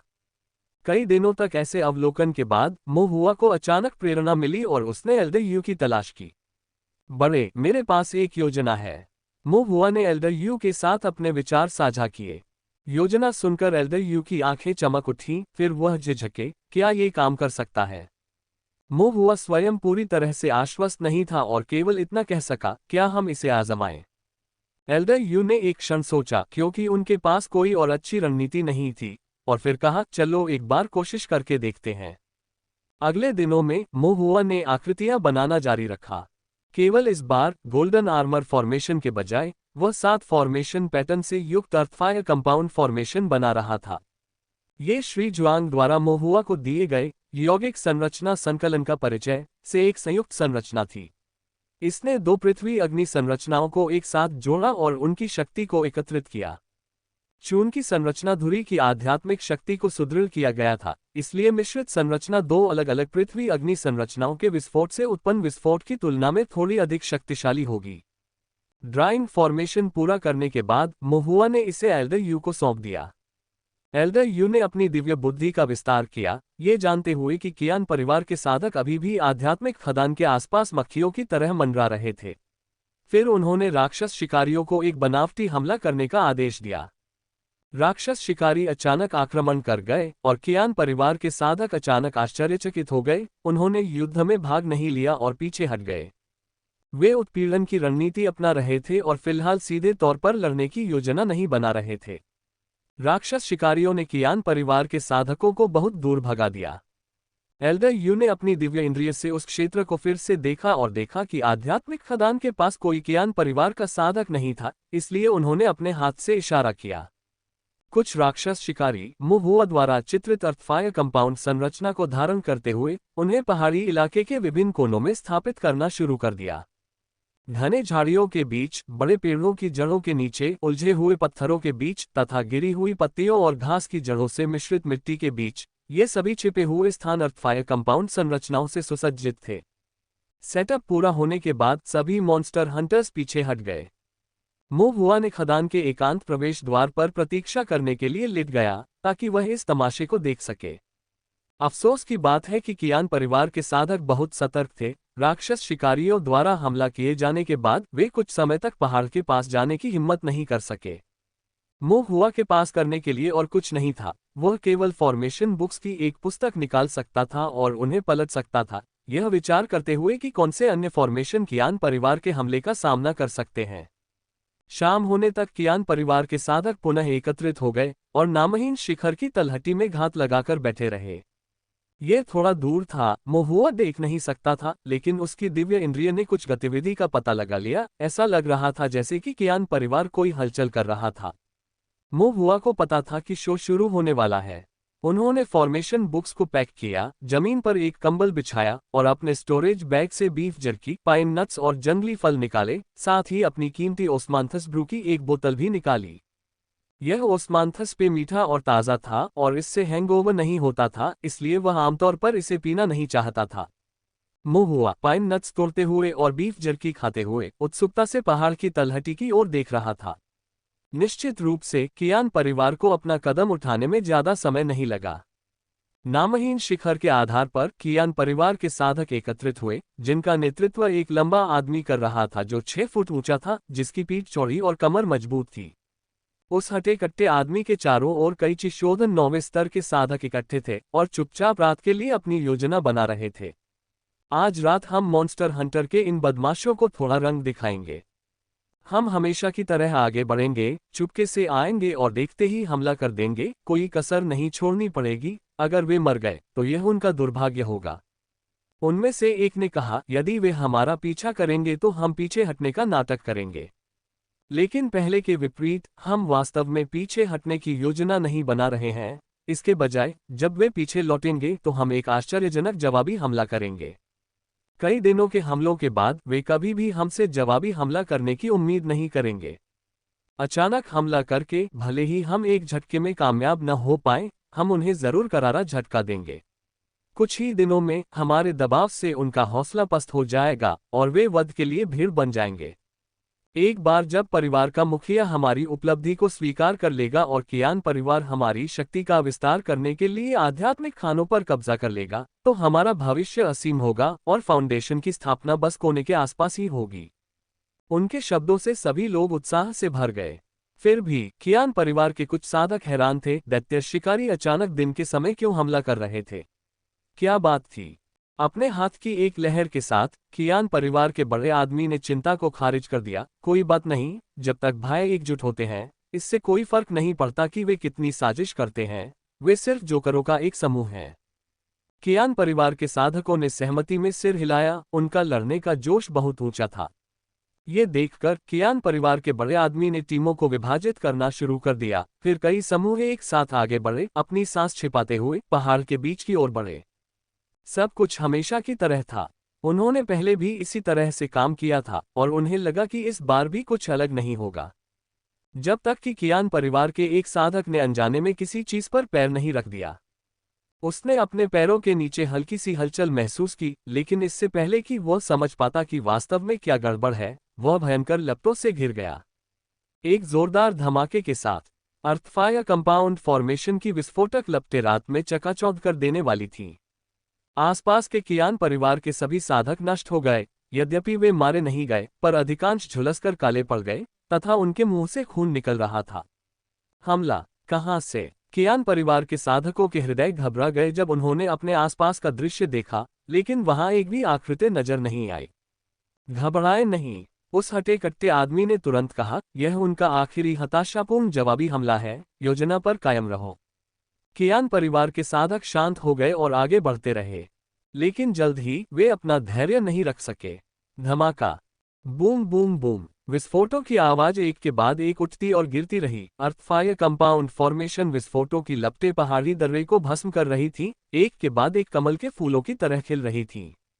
कियान परिवार के साधक केवल आग की लपटों में ही भाग सकते थे और उसके बाद और अधिक विस्फोट हुए। कियान परिवार का हट्टा कट्टा आदमी स्थिर खड़ा रहा, उसकी अभिव्यक्ति स्तब्ध थी। क्या चल रहा है? ये विस्फोट कहां से आए? चाहे वह हट्टा कट्टा आदमी अपने दिमाग पर कितना भी जोर क्यों न लगा ले, वह इसे समझ नहीं पाया। कियान परिवार के साधकों को आग की रोशनी में विलाप करते और अंततः पीछे हटते हुए देखकर उस हटे कट्टे आदमी को पता चल गया कि अब सब कुछ खत्म हो गया है। उसने अपने आप को अपनी गणनाओं में अचूक समझा था, फिर भी विस्फोटों की इस बौछार ने उसकी सारी योजनाओं को धो डाला। उस हटे कट्टे आदमी के दिल में कड़वाहट भर गई। बीम पर कूदने वाला जोकर वह स्वयं निकला। अग्नि यौगिक संरचना बार बार फूट रही थी, आतिशबाजी की तरह चमक रही थी। कियान परिवार के साधकों के विलाप और अराजक भागदौड़ के साथ यह अविश्वसनीय रूप से जीवंत थी। अपना पेट भरने के बाद मोहुआ ने बहुत संतुष्ट होकर स्वीकृति में सिर हिलाया। खदान के प्रवेश द्वार पर अन्य राक्षस शिकारी देख रहे थे और कियान परिवार के साधकों की दयनीय स्थिति को देखकर वे सभी खुश हो गए। अच्छा, विस्फोट हो गया, इसे और भी जोर से करो। कियान परिवार द्वारा कई दिनों तक परेशान किए जाने और घात लगाए जाने से जो हताशा एकत्रित हो गई थी, वह दूर हो गई।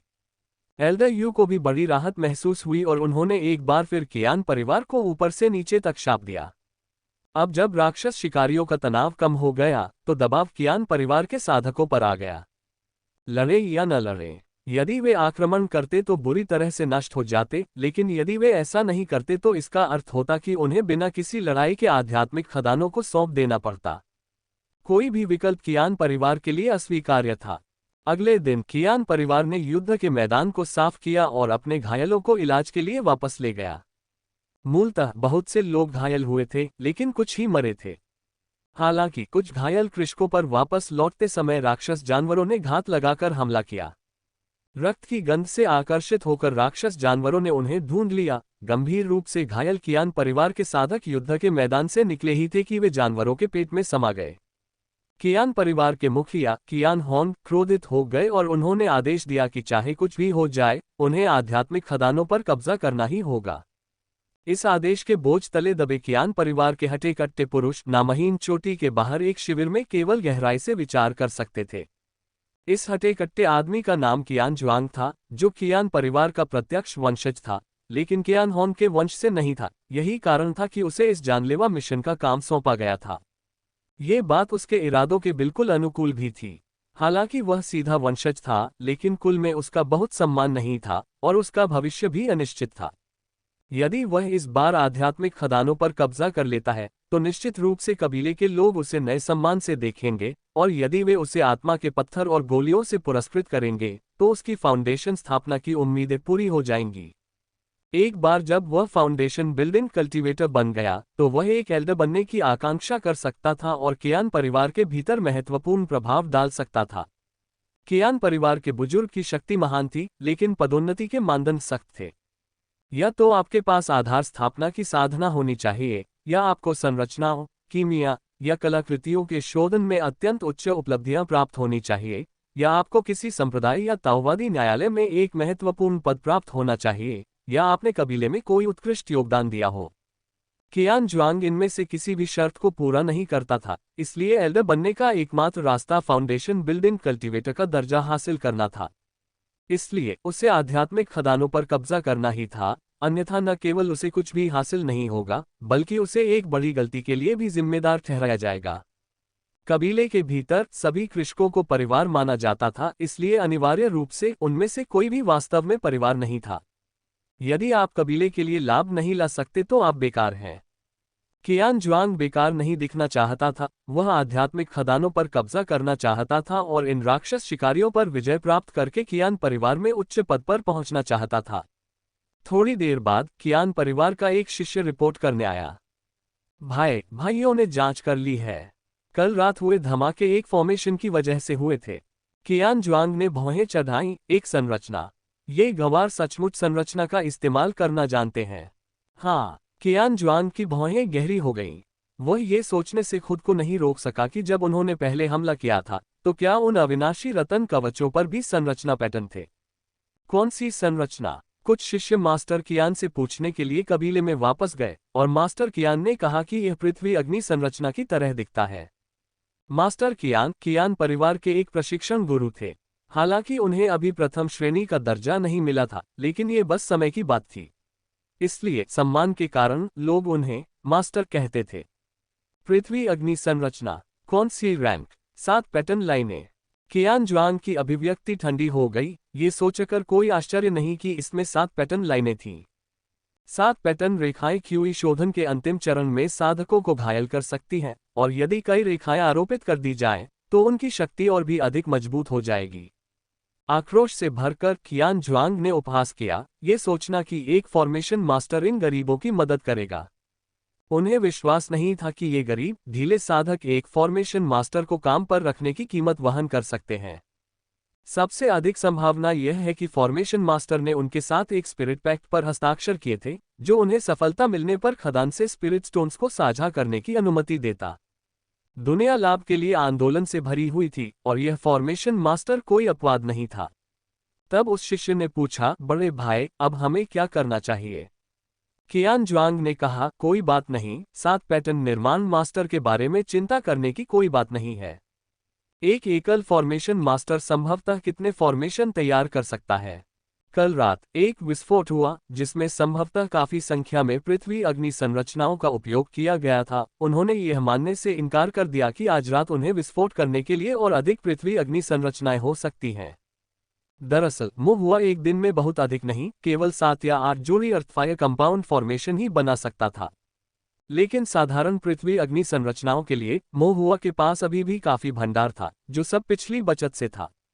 ये पृथ्वी अग्नि संरचनाएं मूल रूप से क्यूई शोधन मध्य चरण राक्षस शिकारियों के लिए जाल बिछाने, राक्षस जानवरों का शिकार करने के लिए अलग रखी गई थीं। चूंकि मॉन्स्टर हंटर्स का कियान परिवार से झगड़ा हो गया था, इसलिए एल्डरयू ने मॉन्स्टर हंटर्स को राक्षसों का शिकार करने के लिए बिग ब्लैक माउंटेन में प्रवेश करने की अनुमति नहीं दी। इसलिए मोहुआ ने काफी मात्रा में पृथ्वी अग्नि संरचनाएं जमा कर ली थीं, जिनका उपयोग अब इन्वेंट्री को साफ करने के लिए किया जा सकता था। परिणामस्वरूप कियान परिवार के शिष्यों को वास्तव में कष्ट सहना पड़ा। कियान परिवार को पहली रात ही झटका लगा। अगली शाम जब वे ऊपर गए तो उन पर फिर से हमला हुआ। तीसरे दिन और चौथे दिन भी विस्फोट जारी रहा। कियान जुआंग गुस्से में था, उसके बाद अहंकार भी था। वह ये जानने के लिए उत्सुक था कि राक्षस शिकारियों के इस समूह के पास पृथ्वी अग्नि संरचनाओं के कितने जोड़े थे। लेकिन कियान परिवार के शिष्यों को बहुत कुछ सहना पड़ा। पृथ्वी अग्नि संरचना में कदम रखने का मतलब जरूरी नहीं कि मौत हो, लेकिन चोट लगना तय था। इसके अलावा पहाड़ से नीचे उतरते समय वे राक्षस जानवरों के लिए आसान निशाना बन जाते थे और जानवरों के पेट में अपनी जान जोखिम में डालते थे। इसलिए कई कियान परिवार साधक पीछे हटने पर विचार करने लगे, परिधि पर मंडराने लगे, पृथ्वी अग्नि संरचना क्षेत्र में जाने का साहस नहीं कर पाए। कियान जुआंग ने अशुभ संकेतों को महसूस किया और इस प्रकार प्रेरणादायी ढंग से बोला, भाइयों, हम 4 दिन से हमला कर रहे हैं, उनके पास इतनी संख्या में सैनिक तो बचे ही नहीं होंगे। अब तक तो वे पूरी तरह से समाप्त हो गए होंगे। हम बस एक कदम दूर हैं, हमें आखिरी बाधा पर भी हार नहीं माननी चाहिए, वरना हमारी सारी कुर्बानियां बेकार हो जाएंगी। एक बार जब हम आध्यात्मिक खदानों पर कब्जा कर लेंगे तो परिवार का मुखिया हमें जरूर उदारता से इनाम देगा। कियान जुआंग के शब्दों से प्रेरित होकर कियान परिवार के साधकों का खून फिर से उबल पड़ा और उन्होंने एक बार फिर पहाड़ी रास्ते पर कदम रखा। इसके बाद एक बार फिर वे पृथ्वी अग्नि संरचनाओं की आग की रोशनी के बीच दयनीय स्थिति में भाग गए और पूरी तरह से अस्तव्यस्त होकर वापस लौटे। मोहुआ पहाड़ की ढलान पर खड़ा होकर अपने सामने घटित हो रहे दृश्य को देख रहा था और वह कियान परिवार के प्रभावशाली साधकों का सम्मान करने से खुद को नहीं रोक सका। अपने सैन्य संरचनाओं के भंडार को नष्ट करने के लिए मानव जीवन का उपयोग करने हेतु एक निर्दयी व्यक्ति की आवश्यकता पड़ी। ये दृश्य देखकर कियान जुआंग को लगभग खून की खांसी आ गई। आखिर वहां अभी भी संरचनाएं कैसे बची हुई हैं? क्या आपके पास इतनी सारी आकृतियां बनाने के लिए 10 हाथ हैं? अपने सामने हरे भरे वनस्पतियों से भरे ऊबड़ खाबड़ पहाड़ी क्षेत्र को देख रहा था। कियान जुआंग काफी सदमे में था, लेकिन कुछ ही समय में मनोबल गिर गया और एक और हमला असंभव हो गया। कियान परिवार को एक बार फिर अस्थायी रूप से हमला रोकना पड़ा। एक भी लड़ाकू को खोए बिना मॉन्स्टर हंटर्स ने कियान परिवार के आक्रमण को विफल कर दिया। मोहुआ को देखकर एल्डर यू के चेहरे पर नरमी आ गई, जिससे उनके बेटे यू चेंगई को अंदर से कड़वाहट महसूस हुई। उसके पिता ने कभी भी उसके प्रति कोई गर्मजोशी नहीं दिखाए, वे हमेशा उदास और अडिग रहते थे, अचार में नमक डालने वाले पत्थर की तरह। कई दिनों तक आराम करने के बाद मॉन्स्टर हंटर्स की स्थिति में काफी सुधार हुआ और उनके हाव भाव भी कुछ हल्के हो गए। लेकिन तभी मोहुआ को अचानक एक समस्या याद आ गई और उसने चिंतित होकर एल्डर यू से पूछा, यदि कियान परिवार नींव निर्माण साधकों को भेजे तो हम क्या करेंगे? जवाब मिला, हम वही करेंगे जो करना होगा। मोहुआ थोड़ा हैरान हुआ, क्या नींव निर्माण करने वाले साधक बहुत शक्तिशाली नहीं होते? एल्डर यू ने सिर हिलाया, फाउंडेशन बिल्डिंग वास्तव में दुर्जय है, लेकिन ये पूरी तरह से अजेय नहीं है। मोहुआ ने अपनी भौहें सिकोड़ ली, उसे कुछ समझ नहीं आया। एल्डर यू ने मोहुआ की ओर देखा और आगे बताया, एक आधार निर्माण साधक की शक्ति लगभग चिशोधन के बाद के चरणों के 10 साधकों के बराबर होती है। अगर यह केवल एक ही है तो 5 या 6 चिशोधन के बाद के चरण के साधकों के पास भी आधार निर्माण साधक के सामने कोई मौका नहीं होगा, क्योंकि वे ज्यादा चालें नहीं टिक पाएंगे। लेकिन अगर 10 से ज्यादा, खासकर अनुभवी और बाद की अवस्था वाले चिशोधन साधक, जिनके पास युद्ध का अच्छा अनुभव है, एक आधार निर्माण साधक के सामने हो तो परिणाम अनिश्चित हो जाता है। संभवतः इसका अंत चोट के बदले चोट, जीवन के बदले जीवन और एक के बदले 10 जीवन के साथ होगा। जब तक सभी चिशोधन साधक नष्ट हो जाएंगे, तब तक आधार निर्माण साधक, अगर मरा नहीं होगा तो गंभीर रूप से घायल और मृत्यु के कगार पर होगा। यदि कई दर्जन या यहां तक कि 100 क्यूई शोधन अंतिम चरण के साधक हैं, तो आधार निर्माण साधक मरना निश्चित है यदि वे बच नहीं सकते। जैसा कि कहावत है, एक खूंखार बाघ भी भेड़ियों के झुंड से डरता है, यही बात सच है। मोहुआ को समझ आ गई। हुआ ने पूछा, कियान परिवार का फाउंडेशन प्रतिष्ठान कोई कदम नहीं उठाता क्योंकि उन्हें डर है कि कहीं वे थक न जाएं, फिर घेर लिए जाएं और मार डाले जाएं। हाँ, लेकिन पूरी तरह से नहीं। एल्डर यू ने कहा, एक तरफ कियान परिवार के नींव निर्माण साधकों को सचमुच थक जाने का डर है। एक बार जब मैं उन्हें रोकने के लिए कार्रवाई करूंगा तो वे बच नहीं पाएंगे और अनिवार्य रूप से मारे जाएंगे। इसलिए ऐसी अराजक लड़ाइयों में नींव निर्माण साधक आमतौर पर एक दूसरे को संतुलित करते हैं और जल्दबाजी में कोई कदम नहीं उठाते। एक बार जब वे कार्रवाई करते हैं तो या तो वे निर्णायक प्रहार से परिणाम तय कर देते हैं या फिर उनका कोई और महत्वपूर्ण उद्देश्य होता है जो लड़ाई को प्रभावित कर सकता है। दूसरी ओर कियान परिवार में एक से अधिक फाउंडेशन बिल्डिंग कल्टीवेटर हैं। एल्डर यू ने हल्की हंसी के साथ कहा। मो हुआ ने असमंजस में पूछा, क्या ये कियान परिवार के लिए कोई फायदा नहीं है? एल्डर यू ने सीधे उत्तर नहीं दिया बल्कि कहा, एक भिक्षु के पास पीने के लिए पानी होगा, 2 भिक्षु पर्याप्त पानी ला सकते हैं, लेकिन 3 भिक्षुओं के पास पीने के लिए पानी नहीं होगा। ओह, मो हुआ समझ गया, वे सभी चाहते हैं कि दूसरे लोग जोखिम उठाएं और अपनी जान बचाने के लिए लड़ें, जबकि वे लाभ उठाएं। एल्डर यू ने सहमति में सिर हिलाया। क्या कियान परिवार की अंदरूनी लड़ाई सचमुच इतनी भयंकर है? यहाँ तक कि करीबी भाई भी स्पष्ट रूप से हिसाब किताब निपटाते हैं, भले ही वे एक ही कबीले के हों, लेकिन इतनी सारी रक्त संबंधी शाखाओं और अंतर्संबंधित हितों के साथ उनकी योजनाएं और अंतर्कलह आवश्यक रूप से किसी कबीले की भावना में निहित नहीं होती हैं। मो हुआ ने सिर हिलाया। इसमें कोई आश्चर्य नहीं कि एल्डर यू हमेशा कियान परिवार को कृतघ्न सफेद आंखों वाले भेड़ियों का घोंसला कहकर कोसते हैं, जिनके पास काले दिल तो हैं लेकिन फेफड़े नहीं हैं। यदि वे अपने कुल साधकों के प्रति भी ऐसे हैं तो अन्यों के बारे में क्या? क्या होगा अगर कियान परिवार के सभी फाउंडेशन बिल्डिंग कल्टीवेटर एक साथ आ जाएं? मो हुआ ने पूछा। मैं वास्तव में आशा करता हूं कि वे सभी एक साथ आएं।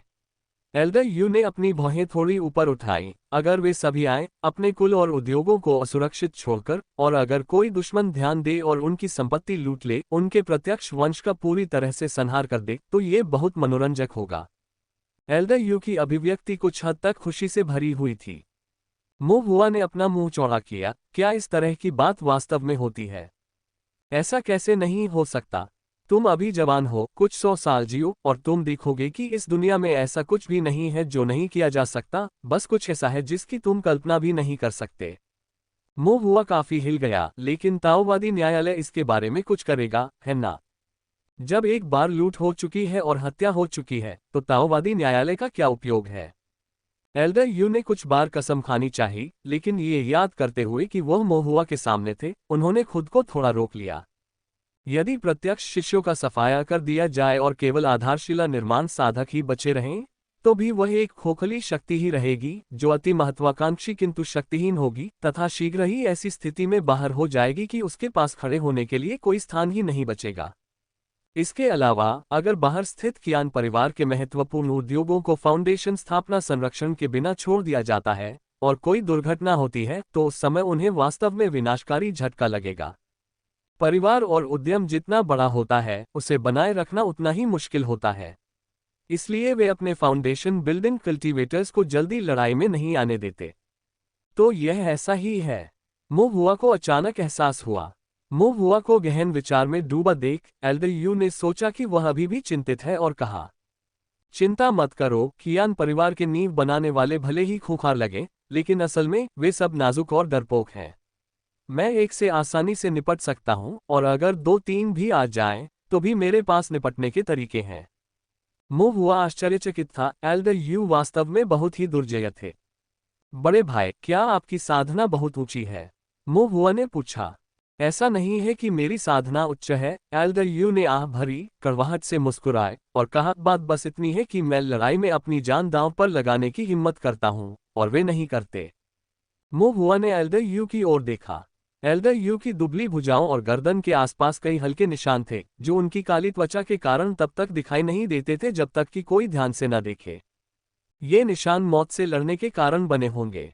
मो हुआ ने चुपचाप सोचा। अगर कियान परिवार हमला नहीं करता, तो मॉन्स्टर हंटर्स अपना सारा ध्यान आध्यात्मिक खदानों के दोहन पर केंद्रित कर सकते हैं। लेकिन एल्डर यू जानता था कि कियान परिवार ऐसे ही नहीं छोड़ेगा। कुछ रातों बाद कियान परिवार फिर से आया। इस बार उनके पास अतिरिक्त सैनिक थे, कई मजबूत शरीर वाले साधक जिनके पास पृथ्वी आत्मा की जड़ें थीं, जो पूरी तरह से सशस्त्र थे और लोहे के कवच से सुसज्जित थे।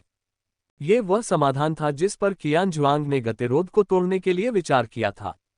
चूंकि पृथ्वी अग्नि संरचना बहुत शक्तिशाली नहीं थी, इसलिए उसने कुछ मोटी चमड़ी वाले, कठोर शरीर वाले, पृथ्वी आत्मा जड़ों वाले, लोहे के कवच से सुसज्जित शरीर साधकों को भर्ती करने का विचार किया, जो पृथ्वी अग्नि संरचना को आसानी से कुचल सकें। पृथ्वी अग्नि संरचना के बिना आगे का रास्ता खुला होगा। इसलिए उन्होंने अपने संबंधों का उपयोग करके कुछ पृथ्वी आत्मा मूल साधकों को अनुरोध किया, स्थानांतरित किया या उधार लिया, जिन्होंने पृथ्वी श्रृंखला तकनीकों की साधना की थी और जिनके पास मजबूत भौतिक शरीर थे। उन्होंने अपनी बचत लगभग समाप्त कर दी थी, या तो उन्होंने उत्तम इस्पात से बने लोहे के कवच के कई सेट खरीदे या उधार लिए, साथ ही कुछ अग्निरोधी आध्यात्मिक कलाकृतियां भी। आज रात वह पृथ्वी अग्नि संरचना को तोड़ने के लिए दृढ़ था। स्थिति ठीक वैसी ही घटित हुई जैसा उन्होंने अनुमान लगाया था। पृथ्वी श्रृंखला के साधक लोहे के कवच से सुसज्जित और अग्निरोधी आध्यात्मिक कलाकृतियां धारण किए हुए 7 परतों वाले संरचना पैटर्न के साथ सीधे पृथ्वी अग्नि संरचना को पार कर गए, जिससे विस्फोटक लपटें निकलने लगीं। पहाड़ियां विस्फोटों की आवाजों से भर गईं और आग की लपटों से प्रकाश से संतृप्त हो गईं। विस्फोटक अग्नि तत्व आध्यात्मिक शक्ति ने लौह कवच पर आक्रमण किया, लेकिन इसकी अधिकांश शक्ति निष्प्रभावी हो गई। अग्निरोधी आध्यात्मिक कलाकृतियों द्वारा कुछ उग्र ऊर्जा को विघटित कर दिया गया तथा लौह आवरण वाले पृथ्वी श्रृंखला साधकों को प्रभावित करने वाली किसी भी अवशिष्ट शक्ति ने बहुत कम हानि पहुंचाई। इस तरह के कुछ आगे पीछे के बाद लोहे के कवच से सुसज्जित पृथ्वी आत्मा जड़ वाले साधकों ने पहाड़ों में पृथ्वी अग्नि संरचना को रौंद दिया था। लोहे के कवच को भी कुछ क्षति पहुंची, यहां तक कि एक कवच टूट गया। कियान जुआंग को इस क्षति का दर्द बहुत तीव्र महसूस हुआ, लेकिन ये बलिदान सार्थक थे।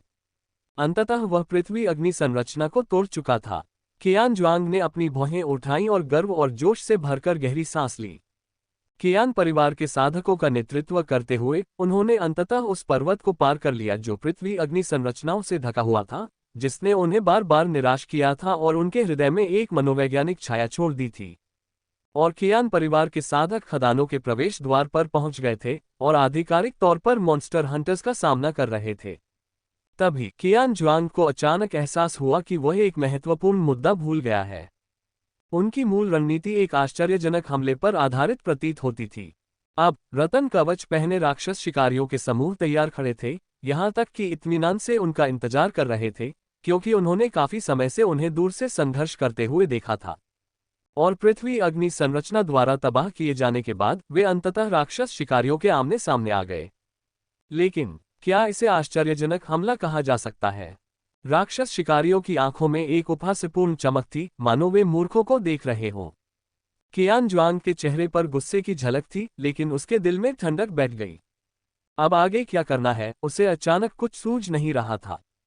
झगड़ा करना, ऐसा लग रहा था कि वे जीत नहीं पाएंगे। पलायन, तो फिर वे यहाँ किस लिए आए थे? और पृथ्वी अग्नि संरचना को पार करने के लिए उन्हें इतनी परेशानी क्यों उठानी पड़ी?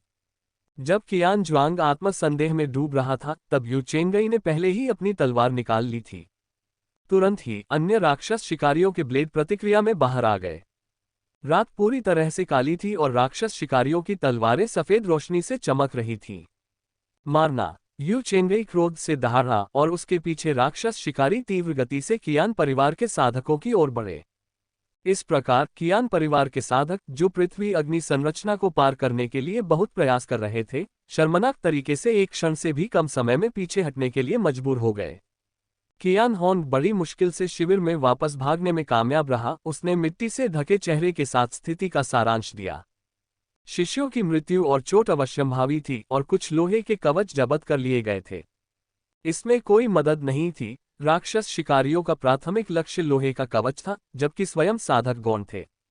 राक्षस शिकारी, जो साल भर राक्षस जानवरों का शिकार करने के आदी थे, ने सुसंगठित चाल और कुशल कौशल का प्रदर्शन किया। उनमें से कुछ मिलकर लोहे के कवच वाले कियान परिवार के साधक को कुछ ही मुकाबलों में मार गिरा सकते थे। फिर तेजी से उन्होंने कवच उतार लिया और चुरा लिया। राक्षस शिकारियों के लिए किसी राक्षस जानवर की खाल उतारना भी कोई चुनौती नहीं थी, घिसे हुए लोहे के कवच को उतारना तो दूर की बात थी। कियान जुआंग को हृदय विदारक पीड़ा महसूस हुई, साथ ही उसे स्थिति हास्यास्पद भी लगी। यदि पृथ्वी अग्नि संरचना के कारण उत्पन्न भटकाव न होता तथा केवल संरचना को तोड़ने पर ही ध्यान केंद्रित न किया जाता तो वह अपने मूल इरादे को नहीं भूलता। गुप्त हमले को खुले हमले में बदलना। उन्होंने दुश्मन को भी तैयार रहने दिया और उन्हें अचंभित कर दिया। कियान जुआंग घृणा से भर गया। आखिर वह कौन था जिसने इस पृथ्वी अग्नि संरचना को डिजाइन किया था? फॉर्मेशन पेंटिंग किसने बनाई थी, कियान जुआंग को नहीं पता था, लेकिन वह जानता था कि वह बर्बाद हो चुका है। इतने सारे लोग खो गए, इतना समय बर्बाद हुआ, गोलियों और आध्यात्मिक कलाकृतियों में इतना पैसा खर्च हुआ और एक भी आध्यात्मिक खदान वापस नहीं मिली। कबीला उसे दूसरा मौका नहीं देगा। अगले दिन कियान जुआंग को बताया गया कि कबीले द्वारा उसकी कमान छीन ली गई है, लेकिन उसे अपनी विफलता की भरपाई करने के लिए अभी भी आध्यात्मिक खदानों में रहने की अनुमति दी गई है। उस शाम कियान परिवार का एक साधक, जिसके चेहरे पर अधिकार के भारी भाव थे, कियान परिवार के शिविर में आया और कियान जुआंग को देखकर ठंडी आवाज में बोला, असफलता के अलावा कुछ भी करने में सक्षम नहीं। कियान जुआंग ने गहराई से झुककर अपना सिर नीचे कर लिया तथा प्रतिवाद में एक भी शब्द बोलने का साहस नहीं जुटा पाया। आगंतुक कियान परिवार के एक बुजुर्ग फाउंडेशन बिल्डिंग कल्टीवेटर कियान जोगक्सुआन थे। परिवार की इस शाखा में भी वे उनके सबसे बड़े सहयोगी थे। मैं आने को तैयार नहीं था, लेकिन तुम इतने बेकार रहे हो, इतने लंबे समय से कुछ हासिल नहीं कर पाए हो, इसलिए मुझे ही सब संभालना पड़ा। वरना हमारी शाखा कबीले के लिए हंसी का पात्र बन जाती और हम अपना सिर ऊंचा नहीं रख पाते। कियान जोगक्सुआन ने ठंडे स्वर में कहा। कियान जुआंग का चेहरा शर्म से लाल हो गया। बड़े, ऐसा नहीं है कि मैं अप्रभावी था, ये सिर्फ उन। कियान जोगक्सुआन ने बीच में ही टोकते हुए कहा, कोई बहाना नहीं। परिवार के मुखिया और अन्य बुजुर्गों के सामने इन बहानों का कोई मतलब नहीं है। वे आपकी बात नहीं सुनेंगे, बल्कि ये देखेंगे कि आपने क्या किया है, आपने क्या परिणाम निकाले हैं। कियान जुआंग ने अपना सिर झुकाया। हाँ। कियान जुआंग के ईमानदार रवैये को देखकर और यह जानते हुए कि उसकी शाखा में क्यूई शोधन 9वें स्तर पर केवल कुछ ही प्रमोटर थे, कियान जोगक्सुआन की अभिव्यक्ति थोड़ी नर्म हो गई जब उसने उसे निर्देश दिया। लोग कहते हैं कि हम कियान परिवार के सदस्य भेड़ियों जैसे हैं, महत्वाकांक्षी भेड़िया जैसे, और यह अपमान नहीं बल्कि प्रशंसा है। हम कियान परिवार के अनुयायी भेड़ियों जैसे प्रयासरत और छीनने वाले होने चाहिए। मांस के हर टुकड़े को मुंह में जोर से काटना चाहिए। अगर कोई तुम्हारा एक निवाला चुरा ले तो तुम्हें भी उसका एक टुकड़ा काट लेना चाहिए। कियान जुआंग का उत्साह बढ़ गया और उसने अपनी मुठियां भींच ली। मैंने सबक सीख लिया है, शिष्य। हम। कियान जोगक्सुआन ने सिर हिलाया। इस असफलता को ज्यादा गंभीरता से मत लो। सफलता और असफलता तो सर्वविदित है, इसे अपनी प्रगति की भावना को कम मत होने दो। कियान जुआंग को बहुत प्रोत्साहन मिला और वह कियान जोगक्सुआन के प्रति और भी अधिक आभारी महसूस करते हुए बोला, मैं एल्डर की शिक्षाओं को ध्यानपूर्वक याद रखूंगा। कुछ दिन आराम करो। एक बार जब मैं लोगों का इंतजाम कर लूंगा तो पहाड़ पर हमला करने का समय आ जाएगा। अच्छा प्रदर्शन करना और मुझे निराश न करना। कियान जोगक्सुआन ने उठकर जाने से पहले कियान जून को सख्ती से देखा। कियान जुआंग ने सम्मानपूर्वक कियान जोगक्सुआन को विदा किया और राहत की सांस ली। इस समय एल्डर यू को भी खबर मिली कि कियान जोगक्सुआन ने बिग ब्लैक माउंटेन में प्रवेश किया है और वह मदद नहीं कर सका, लेकिन खर्राटे ले लिया। उस बूढ़े बदमाश कियान जोगक्सुआन का पहाड़ पर घुसने का कोई अच्छा इरादा नहीं है। सब लोग सतर्क रहें, अगले कुछ दिनों में हमें कड़ी टक्कर मिल सकती है। यू चेंगई और अन्य लोग गंभीर दिखे और सहमति में सिर हिलाया। मो हुआ ने भी सिर हिलाकर सहमति जताई। एल्डर यू ने उसकी ओर देखा और कहा, तुम्हें सिर हिलाने की जरूरत नहीं है, बस यही रहो। बाहर मत जाओ। क्या मैं एक झलक देख सकता हूँ? क्या देखूं? तुम्हारी लड़ाई पर। एल्डर यू ने भौहें चढ़ाईं। वहां देखने लायक क्या है? मैं सीखना चाहता हूँ। मो हुआ विनम्र और सीखने के लिए उत्सुक दिख रहे थे। एल्डर यू ने आह भरी, देख तो सकते हो, लेकिन वहां जाने की हिम्मत मत करना। साधक का हाथापाई कोई बच्चों का खेल नहीं है। ठीक है। मो हुआ ने जोर से सिर हिलाया। उसकी अपनी सुरक्षा ही उसकी प्राथमिकता थी। वह बाहर नहीं जाता था, वह मूर्ख नहीं था। अगले दिनों में मो हुआ ने एक नया फॉर्मेशन सीखा। प्रथम श्रेणी पृथ्वी अग्नि संरचना। ये बात श्री जुआंग द्वारा दी गई निर्माण पुस्तकों से भी पता चली। इसके प्रभाव मोटे तौर पर पृथ्वी अग्नि निर्माण जैसे ही थे, बस ज्यादा शक्तिशाली थे, और इसमें 9 निर्माण पैटर्न थे, जो एक सच्चा प्रथम श्रेणी का निर्माण था। हालांकि 7 पैटर्न वाली पिछली संरचना को अर्थ फायर संरचना कहा जाता था और इस संरचना को सीधे फर्स्ट ग्रेड अर्थ फायर संरचना नाम दिया गया था। नाम में कोई बदलाव नहीं किया गया था, बस फर्स्ट ग्रेड जोड़ दिया गया था। मोहुआ ने मन ही मन आलोचना की, सोच रहा था कि ये फॉर्मेशन बुक्स किसने लिखी हैं। बहुत आलसी हैं, कम से कम नाम तो बदल दो। मोहुआ ने जब प्रथम श्रेणी की पृथ्वी अग्नि संरचना सीख ली तो जब भी उसके पास खाली समय होता वह इसे बनाता और प्रतिदिन लगभग 10 प्रतियां बना लेता। पृथ्वी अग्नि संरचना की 10 प्रतियां न तो बहुत ज्यादा हैं और न ही बहुत कम। अगर सीधे इस्तेमाल की जाएं तो उनकी प्रभावशीलता बहुत अच्छी नहीं होगी, इसलिए मोहुआ ने उन्हें बाद के लिए बचाकर रखने का फैसला किया। एक दिन जब मोहुआ आकृतियां बनाते बनाते थक गया तो उसने कुछ पाइन नट्स निकाले और कुछ देर तक तोड़कर खाया। इस बीच एल्डर यू अगले कमरे में मामलों पर चर्चा कर रहे थे। मोहुआ की जरूरतों का ख्याल रखने के लिए एल्डर यू ने मोहुआ के ठीक बगल में एक और पत्थर का कक्ष खोल दिया था ताकि वह आराम कर सके और अन्य मॉन्स्टर हंटर्स के साथ चर्चा कर सके। एल्डर यू चेंगई और अन्य लोगों के साथ कियान परिवार से निपटने के बारे में चर्चा कर रहे थे, तभी अचानक उनके चेहरे पर गंभीरता छा गई और वे तेजी से खदान से बाहर निकल आए। गुफा के बाहर ऊबड़ खाबड़ चट्टानें और घने जंगल थे। हालांकि पृथ्वी अग्नि संरचना द्वारा किए गए विस्फोट के कारण जमीन छिद्रित और गंदी हो गई थी। एल्डर यू ने ठंडी हंसी हंसी और जोर से गाली दी। कियान झोगक्सुआन, तुम बुरे चोर की तरह रेंग रहे हो, तुम क्या कर रहे हो? कुछ ही दूरी पर कियान झोगक्सुआन अचानक प्रकट हुआ। उसकी मुस्कान न तो दोस्ताना थी और न ही वास्तविक। आपकी कुत्ते की नाक अभी भी पहले की तरह तेज है। एल्डर यू ने व्यंग्यात्मक लहजे में कहा, अगर मेरी नाक कुत्ते जैसी है तो तुम्हारी माँ कुतिया होगी, तुम्हारा पिता गूंगा कुत्ता होगा और तुम संकर नस्ल के हो। ये शब्द सुनने में असहनीय थे और उसकी आवाज इतनी तेज थी कि चोटी पर या नीचे कोई भी सुन सकता था, जिससे कियान झोगक्सुआन का खून क्रोध से उबल रहा था। कियान झोगक्सुआन की इच्छा थी कि वह खुद को थप्पड़ मार सके। उसे पता होना चाहिए था कि बूढ़ा यू चांगलिन कुछ भी अच्छा नहीं बोल सकता, उकसाए जाने पर सबसे बुरी गालियां बकता है, तो फिर उसने उससे बात करने की जहमत क्यों उठाई? कियान झोगक्सुआन को अपना धैर्य पुनः प्राप्त करने में कुछ समय लगा। उन्होंने सुझाव दिया, चलो कुछ नियम तय करें। तो क्योंकि तुम ऐसा कहती हो तो हमें नियम बनाने चाहिए। क्या तुम्हारी गांठ तुम्हारे चेहरे पर इतनी बड़ी हो गई है कि तुम्हें इतना बड़ा बना दे? अपने गुस्से को दबाते हुए कियान झोगक्सुआन ने अपने दांत पीसते हुए जवाब दिया, यदि आप अनुचित व्यवहार करते रहेंगे तो बात करने का कोई मतलब नहीं है। एल्डर यू ने उत्सुकता से हंसते हुए कहा, तुम कियान होंग जितने अच्छे नहीं हो। वह तुमसे बेहतर शांत रह सकता है। नहीं, मैं तो ये कहूंगा कि वह तुमसे भी ज्यादा बेशर्म है। कियान झोगक्सुआन अपना धैर्य खोने के कगार पर था। एक अवसर देखकर एल्डर यू ने कहा, जो कहना चाहते हो कहो। कियान झोगक्सुआन ने खुद को संभाला और प्रस्ताव रखा, आध्यात्मिक खदानों के लिए आगामी विवाद में मैं हस्तक्षेप नहीं करूंगा और न ही आप। एल्डर यू ने भौहें चढ़ाईं, और कियान परिवार के अन्य फाउंडेशन बिल्डिंग कल्टिवेटर्स के बारे में क्या? वे भी हस्तक्षेप नहीं करेंगे। मुझे तुम पर भरोसा क्यों करना चाहिए? कियान झोगक्सुआन ने उत्तर दिया, मैंने ताओवादी न्यायालय के न्यायालय नेता से सार्वजनिक शपथ प्राप्त कर ली है, इसलिए आप निश्चिंत रह सकते हैं। एल्डर यू ने थोड़ा सा भौहें चढ़ाईं। उन्हें ये समझ नहीं आया कि कियान झोगक्सुआन क्या योजना बना रहा था, लेकिन दोनों पक्षों में फाउंडेशन बिल्डर्स की अनुपस्थिति मॉन्स्टर हंटर्स के लिए अनुकूल होगी। ठीक है, मैं सहमत हूं, उन्होंने कहा। कियान झोगक्सुआन ने राहत की सांस ली, तो ये तय हो गया। अचानक एल्डर यू ने व्यंग्य किया, कियान झोगक्सुआन तुम तो डर के मारे मर ही गए होगे।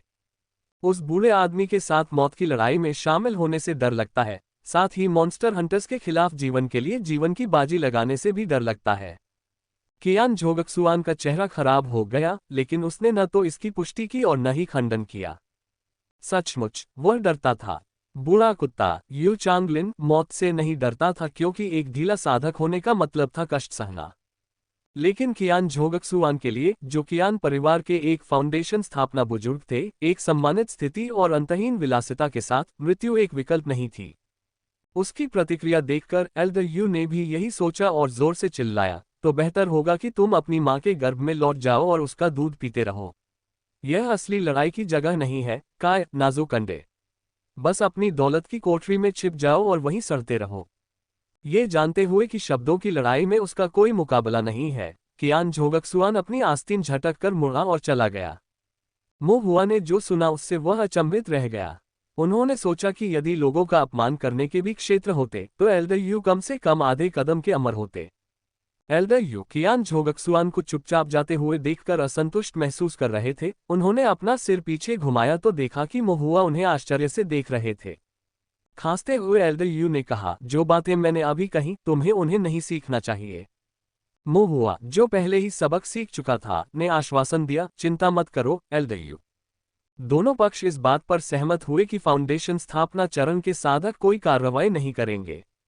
अगले दिन कियान परिवार के साधक आगे बढ़ने लगे, नामलेस पीक के निचले भाग से लेकर पहाड़ के मध्य में खदान के प्रवेश द्वार तक कतारबद्ध होकर। ये संख्या मॉन्स्टर हंटर्स की संख्या से लगभग दोगुनी थी। मो हुआ, जो सबसे ऊंची खदान के प्रवेश द्वार पर था, ने नीचे देखा तो पहाड़ पर केवल कियान परिवार के साधकों की भीड़ थी, जिनकी संख्या संभवतः 1000 से अधिक थी। हम इससे कैसे लड़ सकते हैं?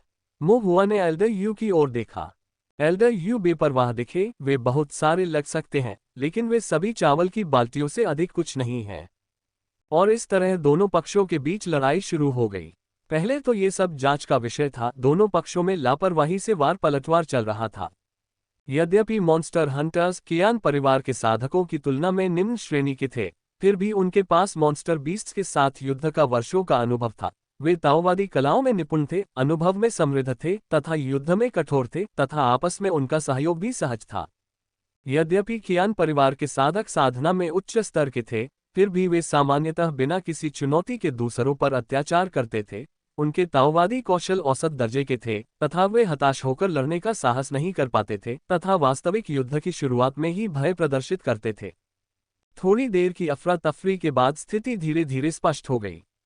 राक्षस शिकारी आवश्यकतानुसार आक्रमण या बचाव कर सकते थे। ऐसा प्रतीत होता था कि वे स्वतंत्र रूप से लड़ रहे थे, लेकिन साथ ही एक दूसरे का समर्थन भी कर रहे थे, और संख्या में कम होने के बावजूद वे कियान परिवार के साधकों को कदम दर कदम पीछे धकेलने में सफल रहे। राक्षस शिकारी राक्षस जानवरों का शिकार करके अपना गुजारा करते थे। अगर वे जानवरों को मार सकते थे तो ये साधक क्यों नहीं, जो लड़ने के आदी नहीं थे। कियान परिवार के साधक धीरे धीरे अपनी जमीन खोने लगे। ये देखकर कियान झोगशुआन के चेहरे पर न तो खुशी थी और न ही गुस्सा। उसने केवल हाथ हिलाकर कियान परिवार के साधकों को पीछे हटने का संकेत दिया। उन्हें शायद ये डर था कि बहुत धीमी गति से आगे बढ़ने से अग्रिम पंक्ति में एल्डर यू द्वारा और अधिक अपमान सहना पड़ेगा। पहला दिन इसी तरह जल्दबाजी में समाप्त हो गया, और जब सभी लोग स्वस्थ हो गए तो अगले दिन फिर से उनका आमना सामना होने लगा। कियान परिवार के साधकों में से लगभग 20 से अधिक साधक वहां उपस्थित थे। ये 20 या इतने साधक एक साथ खड़े थे, जबकि कियान परिवार के अन्य लोगों ने उनके चारों ओर एक सुरक्षा घेरा बना लिया था। एल्डर यू की भौहें तन गईं। ये बूढ़ा लोमड़ी कियान झोगक्सुआन, यही उसका शिकार है। बोलने के बाद उसने मांस का एक टुकड़ा उठाया और खाने लगा। ये गोमांस मो हुआ का था। एल्डर यू पहले ऊपर से युद्ध की स्थिति का निरीक्षण कर रहे थे और उन्होंने मोहुआ को देखा, जो चुपके से एक प्रवेश द्वार से बाहर झांक रहा था। उसके सामने जंगली फल, पाइन नट्स, गोमांस और फलों से बनी शराब रखी हुई थी। मोहुआ की सुरक्षा के लिए चिंतित एल्डर यू भी आ गए थे। वे दोनों वहां खाना खाते हुए युद्ध को देख रहे थे। मो हुआ ने शुरू में सोचा था कि आज का दिन कल जैसा ही होगा, एक ऐसी जीत जो, हालांकि बिना किसी बाधा के, उनके पक्ष में भारी रूप से झुकेगी। इसलिए उन्होंने शो का आनंद लेने के लिए भोजन और पेय पदार्थ तैयार कर रखे थे। लेकिन अब एल्डर यू की भौहें तन गई थीं और उनकी अभिव्यक्ति आशावादी नहीं थी। मो हुआ ने पूछा, क्या कुछ ठीक नहीं है? एल्डर यू ने अलग खड़े लगभग 20 कियान परिवार के साधकों की ओर इशारा करते हुए कहा, उन लोगों को देखो। मो हुआ ने देखा और महसूस किया कि इन साधकों की जीवन शक्ति कमजोर थी और वे मजबूत नहीं दिखते थे, लेकिन कियान परिवार ने उन्हें अलग कर दिया था और अज्ञात कारणों से उनकी कड़ी सुरक्षा की थी। बड़े साहब, ये लोग आप देखेंगे, एल्डर यू ने कहा। कुछ ही देर में दोनों पक्षों में भिड़ंत हो गई और मॉन्स्टर हंटर्स ने हमला कर दिया। आगे बढ़ने के बजाय कियान परिवार के साधकों ने उन 20 या उससे अधिक साधकों की रक्षा के लिए रक्षात्मक संरचना अपना ली। उसी समय उन 20 साधकों ने एक साथ अपनी मंत्र क्रियाएं प्रदर्शित की। मो हुआ को अपने दिल में ठंडक महसूस हुई। यह आध्यात्मिक साधना थी। कुछ क्षणों के बाद आध्यात्मिक साधकों ने अपने मंत्र पूरे कर लिए। आग के गोले, बर्फ के तीर और हवा के ब्लेड छोड़े। मंत्र उड़ गए और आगे बढ़ते हुए राक्षस शिकारियों पर प्रहार करने लगे। युद्ध की अराजकता में सटीक निशाना लगाए बिना भी वे किसी न किसी को मार ही डालते थे। जिन राक्षस शिकारियों पर मंत्रों का प्रहार हुआ, वे सभी लड़खड़ा गए। हल्के से घायलों को आध्यात्मिक शक्ति के प्रभाव से खून की खांसी हुई, और अधिक गंभीर रूप से घायलों को आध्यात्मिक शक्ति ने नष्ट कर दिया। वे धीरे धीरे जमीन पर गिर गए और उनकी युद्ध क्षमता खो गई। इसके साथ ही कियान परिवार के शरीर साधना हत्यारे आगे बढ़े और हमलावर राक्षस शिकारियों को पीछे खदेड़ दिया। इस बीच कियान परिवार के आध्यात्मिक साधक क्यूई को संघनित करते रहे तथा मंत्रों का प्रयोग करते रहे। जल्द ही आग के गोले और बर्फ के तीर फिर से उड़ने लगे। मॉन्स्टर हंटर्स एक गंभीर स्थिति में थे। यदि वे आक्रमण करते तो उन्हें कियान परिवार के शारीरिक साधकों द्वारा रोक दिया जाता। यदि वे आक्रमण नहीं करते तो वे केवल जीवित लक्ष्य बन सकते थे तथा उन 20 या उससे अधिक आध्यात्मिक साधकों के मंत्रों को सहने के लिए बाध्य हो सकते थे। एल्डर यू की भौहें और भी कस गईं। 20 या इतने आध्यात्मिक साधक और सभी क्यूई शोधन के बाद के चरणों में थे, यहां तक कि कुछ क्यूई शोधन के 9वें स्तर पर भी थे। वह पोता कियान झोगक्सुआन यही चाल खेल रहा था, इस तथ्य का लाभ उठाते हुए कि मॉन्स्टर हंटर्स के पास आध्यात्मिक साधक नहीं थे। वास्तव में क्यूई शोधन क्षेत्र में राक्षस शिकारी आध्यात्मिक साधक बनने के लिए उपयुक्त नहीं थे। आध्यात्मिक साधकों को मंत्रों का जाप करने के लिए समय की आवश्यकता होती है, लेकिन राक्षस जानवरों से लड़ते समय थोड़ा भी धीमा होना जीवन और मृत्यु के बीच का अंतर हो सकता है। इसलिए दैत्य शिकारी आमतौर पर मंत्रों पर ध्यान केंद्रित नहीं करते थे, बल्कि मार्शल दाव तकनीकों का अभ्यास करते थे, जिसमें आध्यात्मिक शक्ति का उपयोग करके अपने शरीर की क्षमता को अनलॉक करते थे और दैत्य जानवरों से लड़ते थे।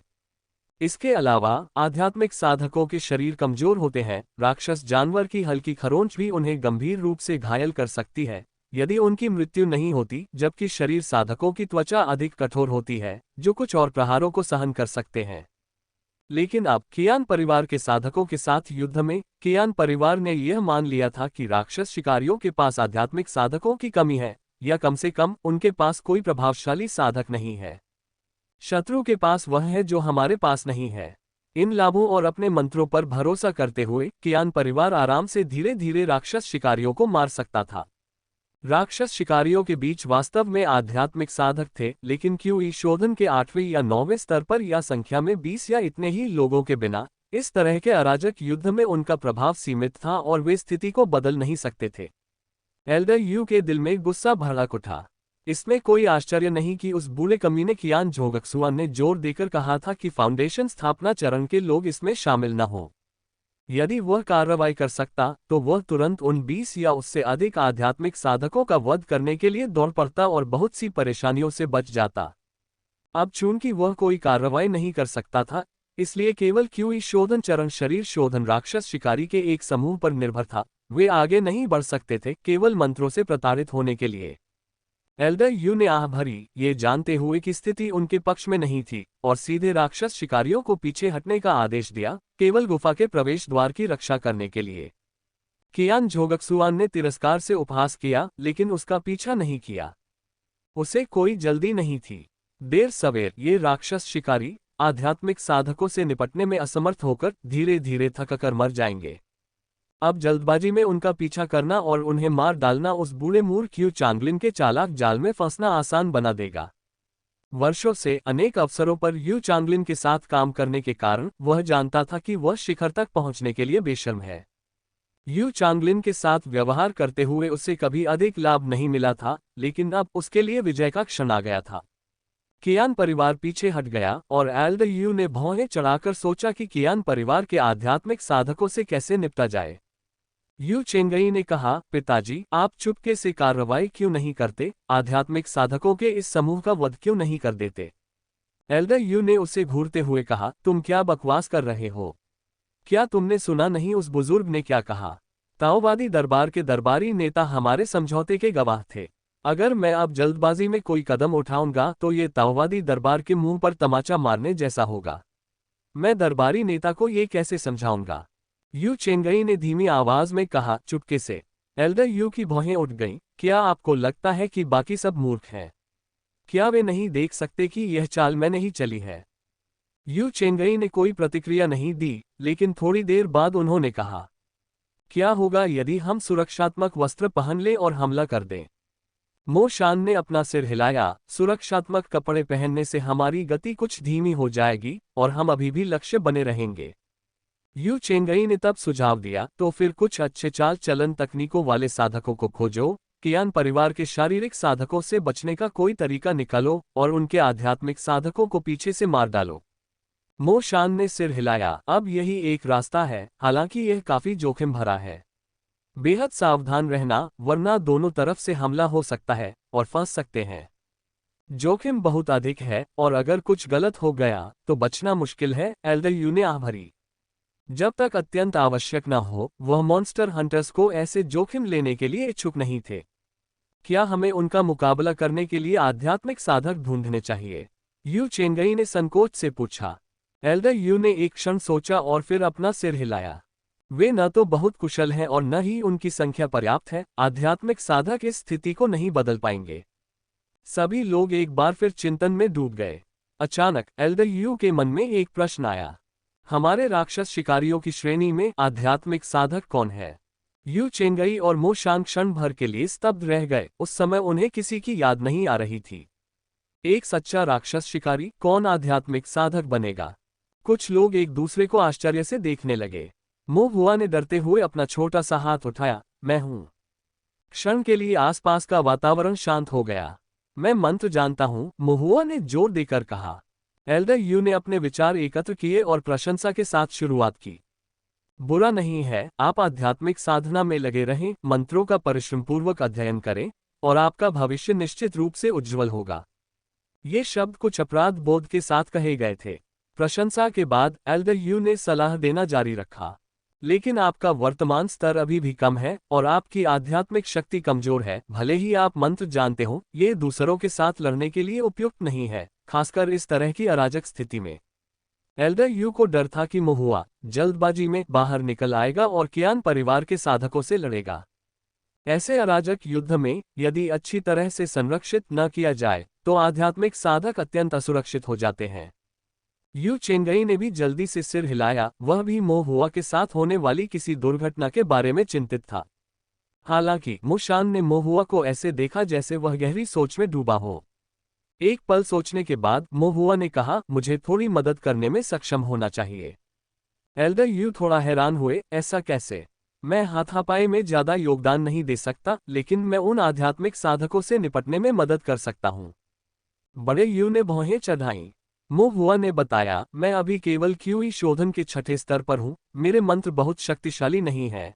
हो सकता है कि वे उन्हें मार न सके, लेकिन उनके मंत्रों को बाधित करना कोई बड़ी समस्या नहीं होनी चाहिए। क्या होगा अगर वे तुम्हारे खिलाफ जादू का प्रयोग करें? यू चेंगई ने पूछा। मोहुआ ने हंसते हुए कहा, वे मुझे मार नहीं पाएंगे। यू चेंगई दंग रह गई। क्यों नहीं? मोहुआ ने उत्तर दिया, उनकी दिव्य इंद्रियां मेरी दिव्य इंद्रियों से कमतर हैं। मैं उनकी दिव्य इंद्रियों की सीमा से बाहर खड़ा रहूंगा। अगर उनकी दिव्य इंद्रियां मुझ तक नहीं पहुंच सकती तो स्वाभाविक रूप से उनके मंत्र भी मुझ पर असर नहीं करेंगे। यू चेंगई को अचानक एहसास हुआ और उसने एल्डर यू के साथ एक नज़र का आदान प्रदान किया। एल्डर यू ने निर्णय लिया, ठीक है, हम कल कोशिश करेंगे, लेकिन आपको खदान के अंदर ही रहना होगा, बाहर बिल्कुल नहीं जाना होगा। हम मोहुआ ने सहमति में सिर हिलाया। अगले दिन युद्ध पुनः शुरू हो गया। कियान परिवार ने उनकी रणनीति दोहराई, ध्यान भटकाने के लिए शारीरिक साधकों का प्रयोग किया और आक्रमण करने के लिए आध्यात्मिक साधकों के मंत्रों का प्रयोग किया, जिससे राक्षस शिकारियों को धीरे धीरे कमजोर किया गया। एल्डर यू से गुप्त निर्देश प्राप्त करने के बाद राक्षस शिकारी लड़ाई में नहीं उतरे, बल्कि उन्होंने मंत्रों से बचने पर ध्यान केंद्रित किया ताकि वे घायल न हों। इसी समय कुछ राक्षस शिकारी, जिनके पास अच्छी गतिशीलता तकनीक थी, ने बगल से परेशान किया तथा पीछे से कियान परिवार के आध्यात्मिक साधकों पर आक्रमण का नाटक किया, जिससे शारीरिक साधक दूर चले गए और फैल गए। इस विकर्षण और खींचतान ने कियान परिवार के आध्यात्मिक साधकों को फैला दिया और उन्हें मोहुआ की दृष्टि में ला दिया। मोहुआ ने मंत्र डाले, जिसके लिए दृश्य की आवश्यकता नहीं थी, बल्कि केवल दिव्य इंद्रिय को लॉक करना था। कियान परिवार के शारीरिक साधकों को अलग करने का उद्देश्य उन्हें अग्निगोला तकनीक को अवरुद्ध करने से रोकना था। एल्डर यू मोहुआ के पीछे खड़े थे। वह युद्ध में हस्तक्षेप नहीं करना चाहता था, लेकिन इससे उसे मोहुआ की रक्षा करने से नहीं रोका जा सका। यदि मोहुआ सचमुच खतरे में हो तो वह निश्चित रूप से चुप नहीं बैठेगा। अगर ताओवादी दरबार की प्रतिष्ठा धूमिल हुई तो होने दो। दरबारी नेता को आसानी से समझाया न जा सके, इससे कोई फर्क नहीं पड़ता, वह तो बस ढेर सारी माफी मांग लेगा, वैसे भी वह मोटी चमड़ी का था। एक जूनियर फॉर्मेशन मास्टर जो इतनी कम उम्र में ही प्रथम श्रेणी के फॉर्मेशन विधि की दहलीज पर पहुंच चुका था, अभी भी उनके लूज कल्टीवेटर में से एक था। एल्डर यू बहुत अच्छी तरह जानते थे कि क्या अधिक महत्वपूर्ण था। एल्डर यू ने कियान परिवार के आध्यात्मिक साधकों की स्थिति का आकलन किया और मोहुआ से फुसफुसाकर कहा, क्या ये थोड़ी दूर नहीं है, क्या आप उन्हें मार सकते हैं? एल्डर यू को मोहुआ की मजबूत दिव्य भावना के बारे में पता था, जो प्रथम श्रेणी की संरचनाएं बनाने में सक्षम थी। लेकिन एक प्रबल दिव्य अनुभूति का मतलब जरूरी नहीं कि सटीक जादू ही हो। इतनी दूरी के कारण लक्ष्य पर निशाना लगाना आसान काम नहीं था। मोहुआ भी अनिश्चित था, ये काम करना चाहिए, किसी भी हालत में प्रयास तो करना ही होगा। युद्ध की गर्मी में कियान परिवार के आध्यात्मिक साधकों ने अपने मंत्रों का प्रयोग करना शुरू कर दिया। एल्डर यू की निगाहें तेज हो गईं क्योंकि उन्हें पता था कि युद्ध शुरू होने वाला है। तभी उसने देखा कि मोहुआ ने अपना हाथ उठाया, उंगलियां आपस में भींची हुई थीं और उसने आग का गोला छोड़ा। एल्डर यू आश्चर्यचकित हुए, इतनी जल्दी? उसने मोहुआ की गतिविधियों पर ध्यान भी नहीं दिया था और एक आग का गोला पहले ही फेंका जा चुका था और उड़ चुका था। आग का गोला एक चाप बनाता हुआ कियान परिवार के आध्यात्मिक साधकों में से एक पर जा लगा। आधे रास्ते में चैनलिंग करते समय अचानक से पकड़े जाने पर कल्टीवेटर को फायरबॉल तकनीक से चोट लगी, जिससे आधा पूरा मंत्र बाधित हो गया। ये हिट हुआ। एल्डर यू अंदर से खुश हुए, लेकिन फिर उन्होंने देखा कि मोहुआ की अभिव्यक्ति कुछ नाखुश थी। बुदाबुदाते हुए, नहीं मारा? क्या ये हिट नहीं था? एल्डर यू पूछे बिना नहीं रह सके। मोहुआ ने अफसोस के साथ कहा, नहीं, मैंने हृदय मेरिडियन पर निशाना साधा था, लेकिन कलाई पर चोट लग गई। एल्डर यू ने अपना मुंह खोला, उन्हें समझ नहीं आ रहा था कि क्या कहें। इतनी दूर से निशाना लगाना पहले से ही काफी है, और फिर भी आप हृदय रेखा पर निशाना लगाना चाहते हैं। ठीक है। अनुभवहीन न दिखना चाहते हुए एल्डर यू ने अपने आश्चर्य को दबा लिया और लापरवाही से कहा, यह काफी अच्छा है कि आप निशाना लगा सके, खुद पर ज्यादा जोर मत लगाए। बस अगली बार बेहतर निशाना लगाना। ठीक है। मोहुआ ने अपनी उंगलियां मिलाईं और पलक झपकते ही दूसरा फायरबॉल तकनीक उड़ गया। इस बार एल्डर यू ने ध्यान से देखा। ये वास्तव में बहुत तेज था। एल्डर यू हैरान होकर सोचने लगे, मुझे आश्चर्य है कि इस बच्चे ने अपने मंत्र किससे सीखे। ये तो बस एक साधारण फायरबॉल तकनीक है, लेकिन ये देखने में बहुत बुरी लगती है।